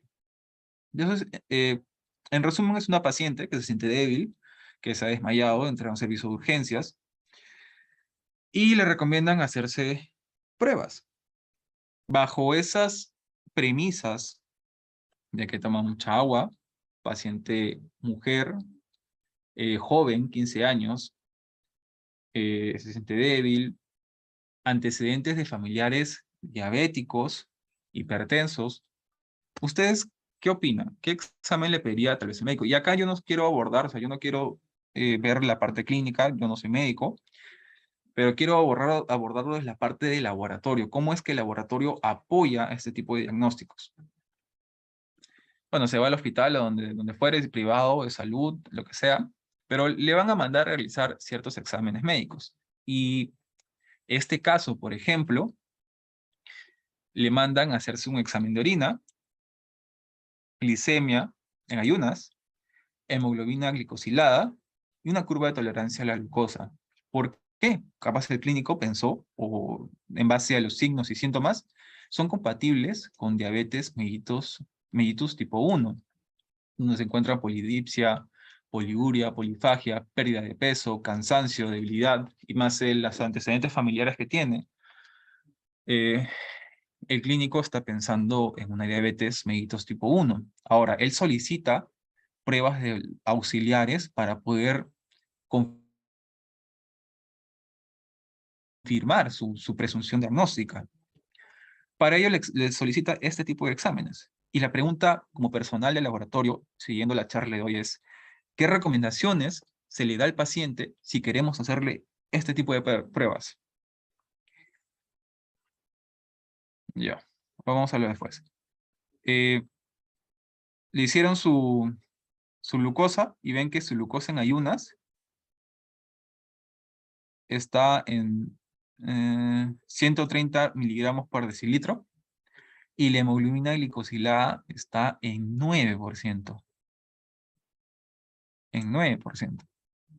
¿Cuál es la diferencia entre tomarle la glucosa a un paciente y hacerle hemoglobina glicosilada? ¿Para qué se usa la hemoglobina glicosilada?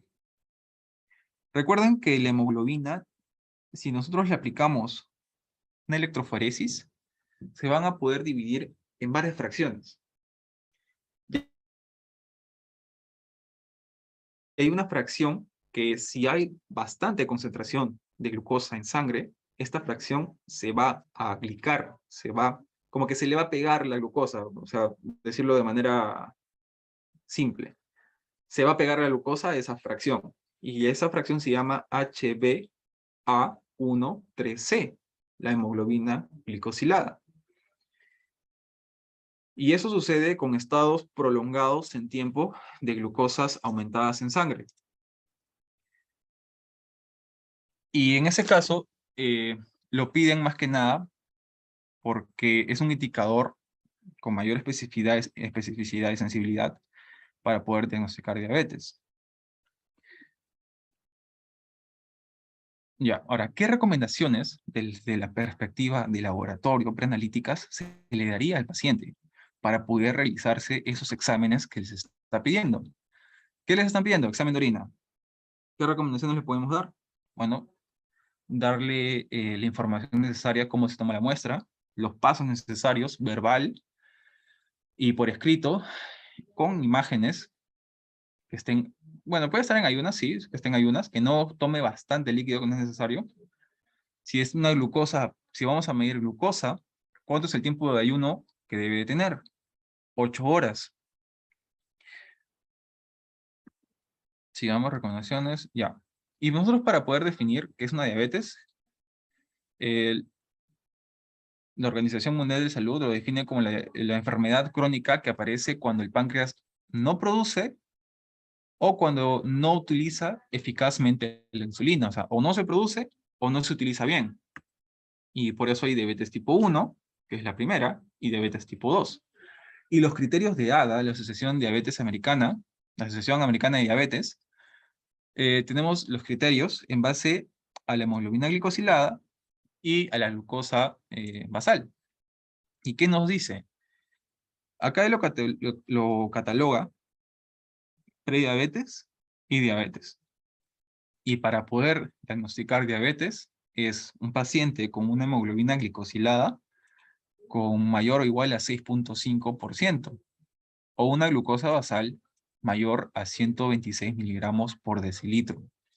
Y el paciente está en un valor 130 miligramos por decilitro y una hemoglobina glicosilada de 9%. Y ahora recordemos, ¿qué es lo que ¿y por qué le piden un examen de orina? Probablemente es una paciente joven, es una paciente que probablemente tenga diabetes tipo 1, y recordemos que esos estados de diabetes tipo 1 pueden, o sea, puede generar un ecosistema favorable para el crecimiento bacteriano. ¿Qué quiere decir esto? Que probablemente el médico quiera ver si es que tiene alguna infección en el tracto urinario y le hacen un eco, un examen completo de orina. Y recuerden que el examen completo de orina tenemos en sí, creo, bueno, completo de orina tenemos 3 y luego se hace un urocultivo. Examen físico, examen químico, un examen de sedimento y después se hace un urocultivo. El examen físico, ¿qué es lo que arrojó? Color amarillo, aspecto turbio, y vemos que tiene espuma. Ahora la pregunta es, ¿la espuma es un indicador de algo? Muchas veces dicen que es un indicador, bueno, de proteínas en, en orina. Hay estudios que dicen que no necesariamente es proteínas, pueden ser lípidos.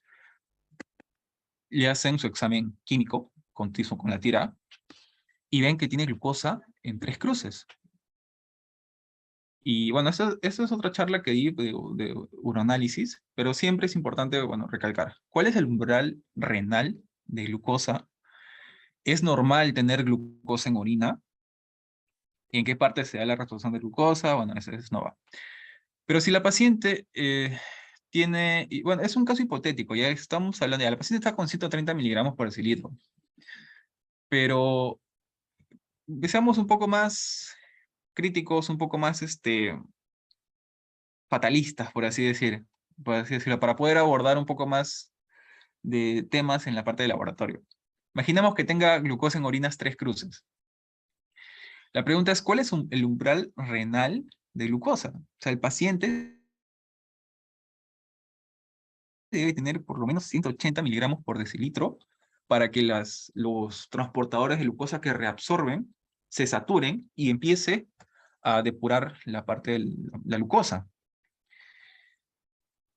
Y por eso nosotros podemos encontrar en las tiras reactivas glucosa en orina. Y la pregunta ¿es normal tener glucosa en orina? La respuesta es no, no es normal. La absorción de orina, la absorción de glucosa se da en el túbulo contorneado proximal, la absorción de carbohidratos, de glucosa y la absorción de aminoácidos. Por eso, en teoría, al margen de la barrera de filtración glomerular, no debe haber proteínas. ¿Y qué es lo que sucede a veces? Ok, estamos hasta acá. Tiene glucosa, 3 cruces. Imaginemos que la paciente tiene 180 miligramos por decilitro. Estamos hablando de una paciente que ya está con diabetes tipo 1 descontrolada. Vemos la parte de proteínas, tiene 3 cruces. ¿Qué es lo que pasa acá? Probablemente tiene diabetes. Recuerden que las proteínas se glican en concentraciones elevadas de glucosa. ¿Y qué es lo que sucede? Recuerden que la filtración de la sangre se da en el riñón. Y en el riñón la filtración de la sangre o la ultrafiltración de la sangre se da en el glomérulo. En el glomérulo con la cápsula de Bowman. Y en esta parte hay una barrera que favorece el paso de ciertas sustancias e impide el paso de otras. Y en teoría no deben de pasar las proteínas. ¿Por qué? Porque son proteínas grandes y por su carga que tienen. En teoría no debe haber proteínas en orina. Pero ¿qué pasa en estado de diabetes? Las proteínas, o los elementos de la barrera se glican y los poros van aumentando. La electronegatividad que tiene va cambiando y va favoreciendo el pase de ciertas proteínas. Y es por eso que podemos encontrar, o podemos tener nosotros en nuestra tira 3 cruces. ¿Es un hallazgo normal tener proteínas en orina? No. ¿En qué casos puede haber proteinuria? Por ejemplo, en diabetes, ejercicios extenuantes. Pero en ejercicios extenuantes, ya les comenté, no se recomienda realizar, o sea, la toma de muestra no se recomienda en caso de que el paciente haya realizado un ejercicio extenuante, porque aumenta la presión de filtración glomerular, y por presión hay difusión de proteínas, difusión de hemátides, y se puede dar reactivo. ¿Dónde se da la filtración de proteínas? Bueno, ya les comenté. Ketes, bueno, eso es otra cosa. Ya, esto para que lo entiendan, esto es el glomérulo, esto es la cápsula de Bowman, y la filtración se da en este sentido. Y esta es la barrera que se configura entre el glomérulo y la cápsula de Bowman. Y estos son los poros. Las proteínas son muy grandes para que puedan pasar. Acá pueden verlo por una micrografía, por microscopía electrónica de barrido o transferencia, si no me equivoco. Pero el punto es que acá se ven los poros y acá se ve la barrera. Vamos avanzando. Y vemos que tiene sangre en orina.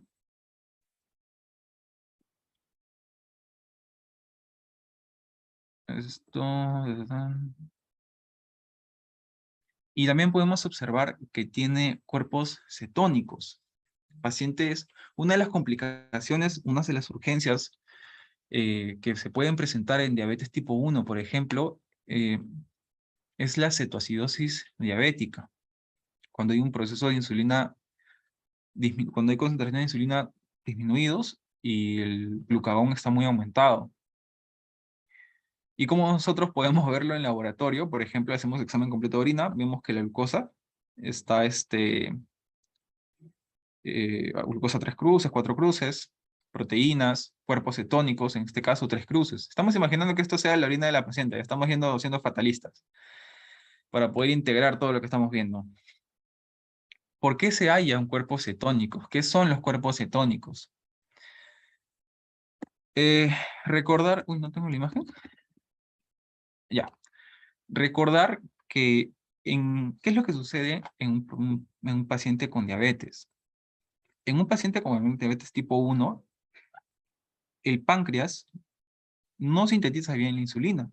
Hay concentraciones de insulina que son insuficientes.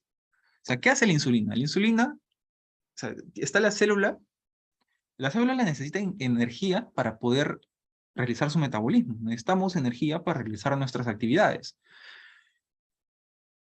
Y la energía nosotros la obtenemos principalmente en base a la dieta, en base a carbohidratos, glucosa.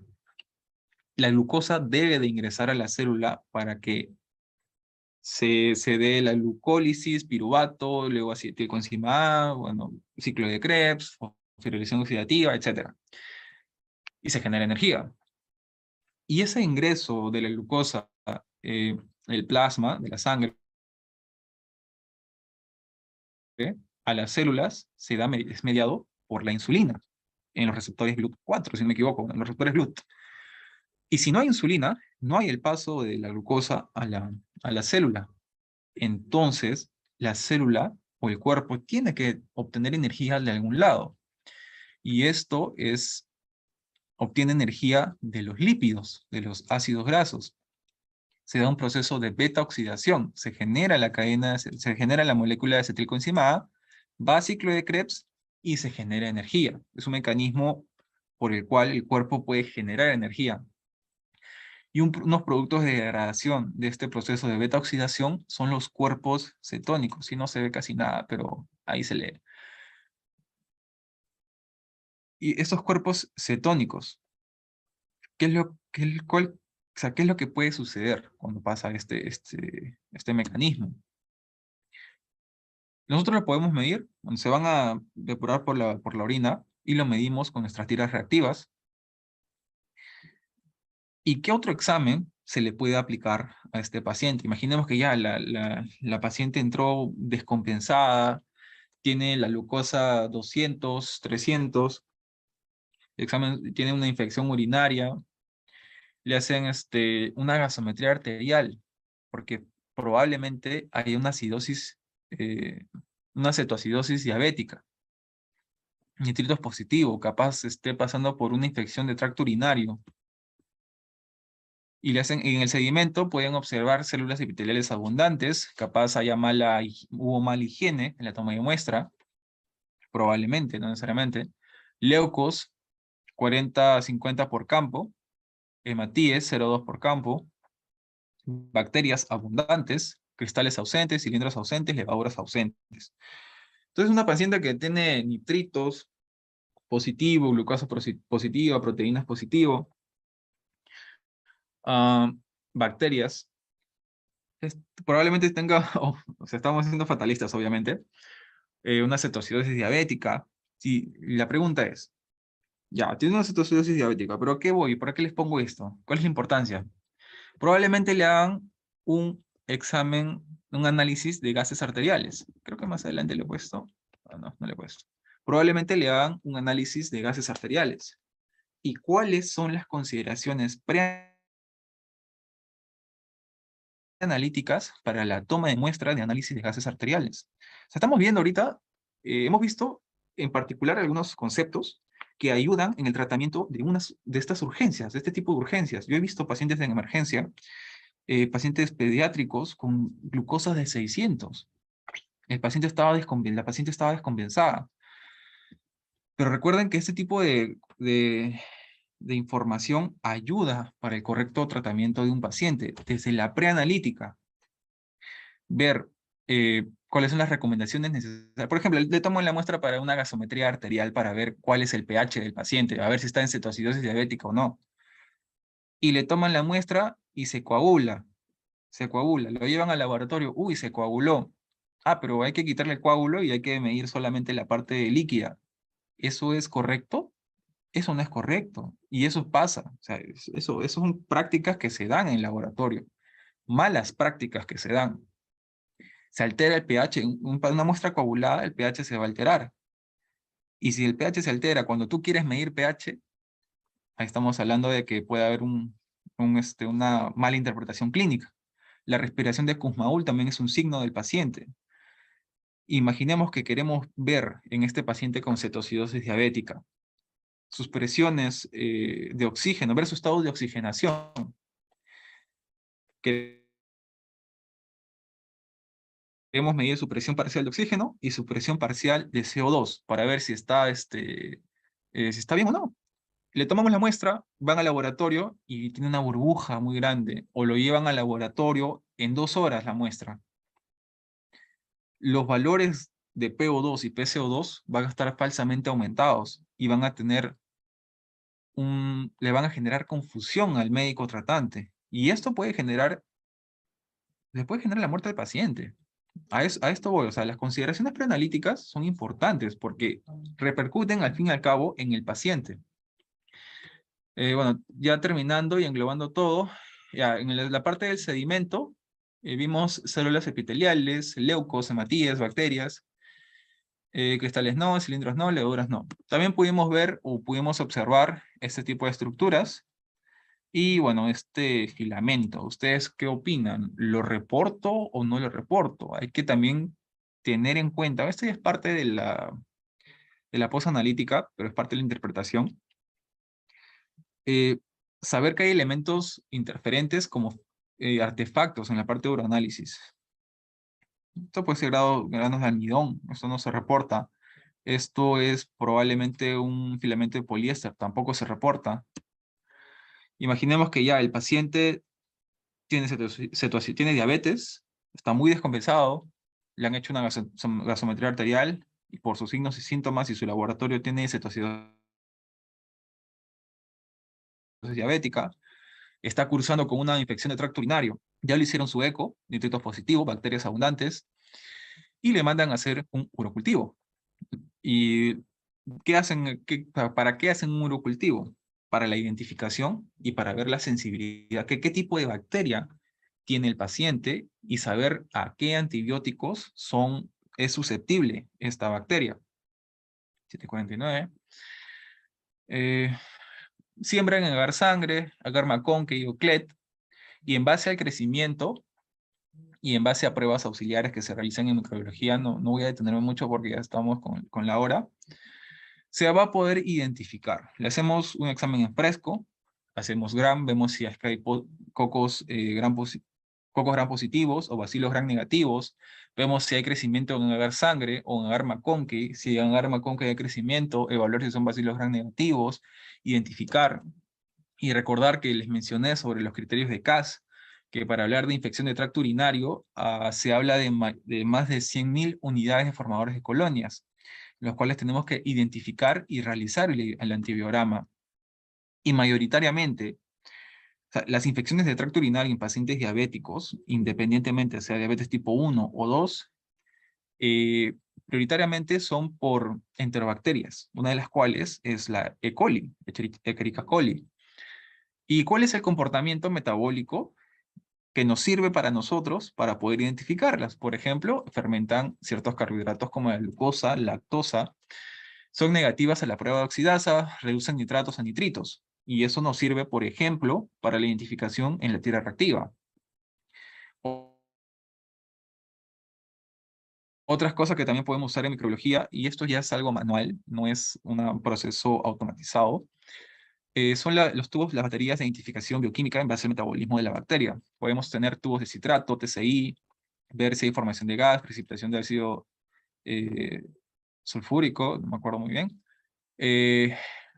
lisina, ver si movilidad o indol. Y por ejemplo, la Escherichia coli es A sobre A en TCI, ácido sobre ácido, producen gas negativo, lisina positivo, movilidad positivo e indol positivo.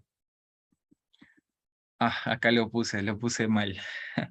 Ya para ir terminando y cerrando ya la idea, bueno, es lo que les comenté, ¿no? O sea, un paciente con cetoacidosis diabética probablemente le apliquen una gasometría arterial y nosotros como personal de laboratorio debemos saber las consideraciones o los errores preanalíticos que que pueden ocurrir en este tipo de exámenes. Eh, bueno, esto es el laboratorio para poder ver o evaluar cómo es que se presenta una cetoacidosis diabética, eso lo van a poder leer. Y la verdad espero que les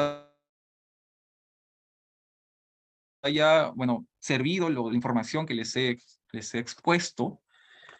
Si tuvieran alguna pregunta o algo que deseen que repita, lo escriben en el chat o activan sus micros, no hay ningún problema y lo podemos resolver.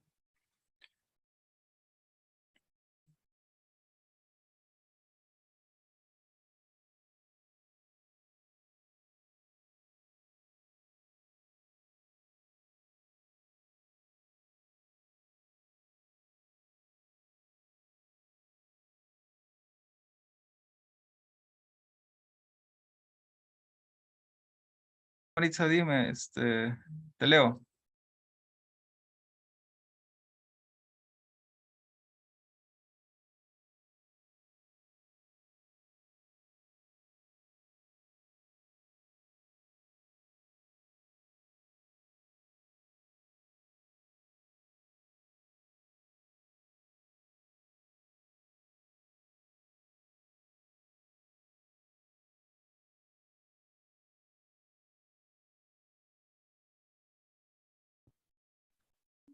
Buenas, ¿me escucha? Sí, le escucho.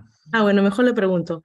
Buenas noches, disculpe. Quería preguntar la hemólisis, ¿qué tanto afectan las pruebas bioquímicas? Por ejemplo, cuando hacemos un perfil tiroideo, un perfil hepático, un perfil Ya. lipídico, y en el hemograma, en el frotis, qué tan aberrante puede ser el resultado de la diferencia? Ya. En el caso de hemólisis, como les comenté, se escucha la televisión de fondo. Por favor. Ya, listo. En el caso de la hemólisis, como ya pudimos observar, es la ruptura de los eritrocitos. Si queremos hacer, en el caso de un frotis sanguíneo, primero probablemente veamos, ¿para qué se hace un frotis sanguíneo? Para hacer recuentos. Tal vez, bueno, el frotis no. ¿Para qué se hace el frotis sanguíneo? Se hace probablemente para, o sea, esta hemoglobina, esta hemólisis, va a poder interferir en la coloración. O sea, va a estar un poco más tenue al momento de observarlo. Ahora, en la parte de bioquímica, recuerda que la hemólisis, o sea, cuando nosotros vemos el suero, es tan rojo. ¿Y qué es lo que sucede en las pruebas de bioquímica? ¿O cuáles son los fundamentos? Pueden ser turbidimétricos. Cuando se incide un tipo de luz, se absorbe por algo, y si hay un elemento que está de interferente, como imaginemos que todo esté rojo, de igual manera, es como que incide la luz y no se absorbe bien. O sea, es como que si fuera lo mismo como lo que expuse en la parte de los lípidos, es parecido. Hay grados de hemólisis, hay muestras que están muy hemolizadas, que están muy rojas. Ahora, hay pruebas en los mismos insertos especifican que el grado de hemólisis, en base a la concentración que se pueda dosar de hemoglobina en el suero, va a ser interferente o no. Por eso hay que primero verificar el inserto de cada prueba. Y ahí es donde se ve la interferencia y la concentración máxima en la cual se da la hemólisis. Espero que te haya servido al menos que he dicho. ¿Cómo evaluar una hemólisis en los grados que me dice? Por ejemplo, puede ser un poquito tenue. Corro la prueba, o sea, el grado de hemólisis. Hay estudios, si no me equivoco, he visto, que hacen paneles en base al color que se ve en el suero con su concentración. Ahorita no tengo el dato exacto de tal color es tal concentración, pero hay estudios que han tratado de correlacionar el color con la concentración que hay de hemoglobina disuelta en el suero. Y por eso te digo, o sea, los insertos tienen la concentración máxima de hemoglobina a la cual se puede analizar si es que la muestra tiene hemólisis. Lo recomendable es que no haya, obviamente. Ok, gracias, gracias. Gracias a ti por la pregunta.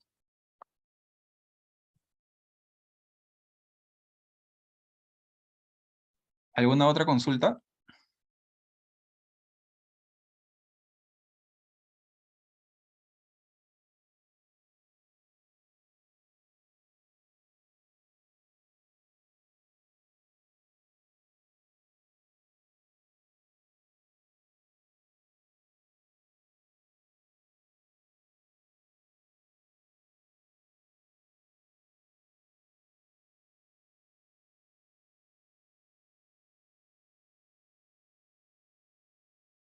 Una pregunta rapidita nomás. En cuanto a la toma de muestra de un paciente que está, para evitar, por ejemplo, una hemólisis y está en cama, por ejemplo, en los hospitales, entonces mejor es tomar la muestra echado, ¿no es cierto? Ya no Eh, se le hace sentar ni nada, echadito. no, es que en sí la postura no es que te genere un riesgo de hemólisis, la postura te genera un riesgo de trasvasación plasmática y eso hace que las concentraciones varían. Lo que sí te puede generar hemólisis es las presiones fuertes del torniquete, por ejemplo. O sea, si tú tomas una buena muestra, eh, siguiendo las recomendaciones de CLSI, en teoría no debería haber hemólisis, sacando del contexto de la ecuación el estado del paciente, porque hay estados de fragilidad de la membrana de los eritrocitos que se pueden romper. Por más que tú tengas las consideraciones preanalíticas, el cuidado, todo, igual puede haber hemólisis. Pero la postura en sí no es que le genere hemólisis al paciente. Al menos el ejemplo que hemos retratado hoy día. Ok, gracias, gracias. Ya. Respecto a la hemoglobina, ¿qué se recomienda? ¿Sangre capilar o venosa? Esa es muy buena pregunta. Eh, En caso de la hemoglobina, recordemos que la sangre capilar no hay mucha diferencia significativa clínica. ¿Cuál es la diferencia entre la hemoglobina en caso de sangre capilar o sangre venosa? Que simplemente los valores de oxígeno, o sea, la hemoglobina va a estar saturada con oxígeno o no. Ahora, eso depende del método. Mucho depende del método, en base a cómo lo vas a medir, porque hay hemoglobinómetros que están estandarizados para sangre capilar y los rangos de referencia están en base a ese tipo de muestra. Y si hacemos de un analizador hematológico de sangre venosa, también están estandarizados por ese tipo de sangre, por ese tipo de muestra. Por eso te digo, no solamente se ve el tipo de sangre, sino también cómo es que lo estás midiendo, cuál es el fundamento que estás midiendo.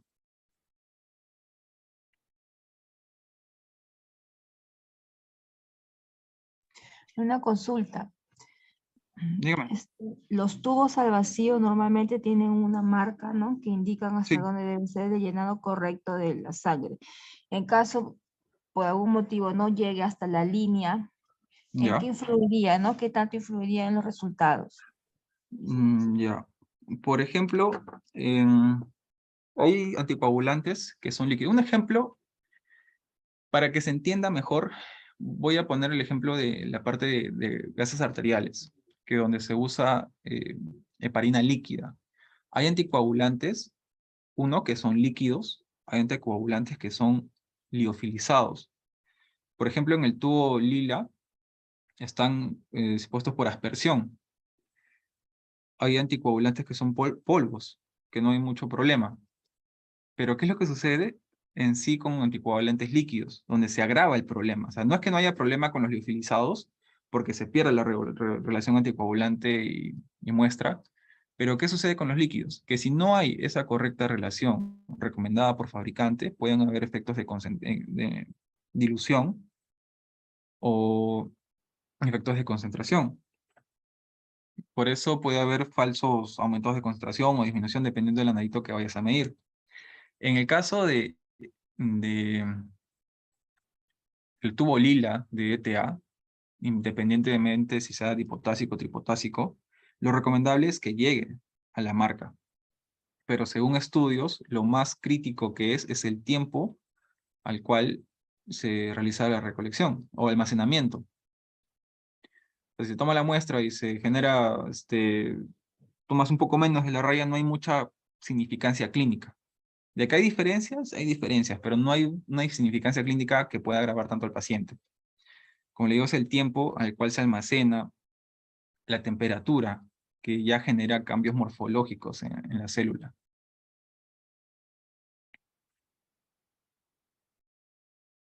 Ok, ¿Alguna otra a usted? ¿Alguna otra consulta para ir finalizando?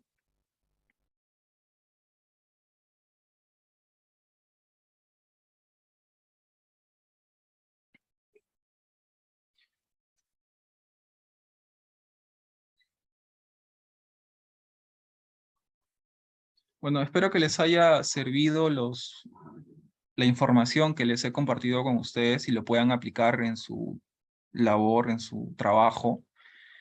Y recuerden que la parte de calidad es inherente al trabajo de laboratorio y siempre tienen que buscar lo que es la mejora continua, independientemente del lugar de trabajo que tengan o los recursos que ustedes tengan, y lo puedan aplicar todo en beneficio del paciente. Eso es todo de mi parte. Soy Angelo Valentino Laura Chávez y conmigo será hasta otra oportunidad. Gracias a todos los presentes y bueno, hasta luego. Muchas gracias. Gracias. Ustedes.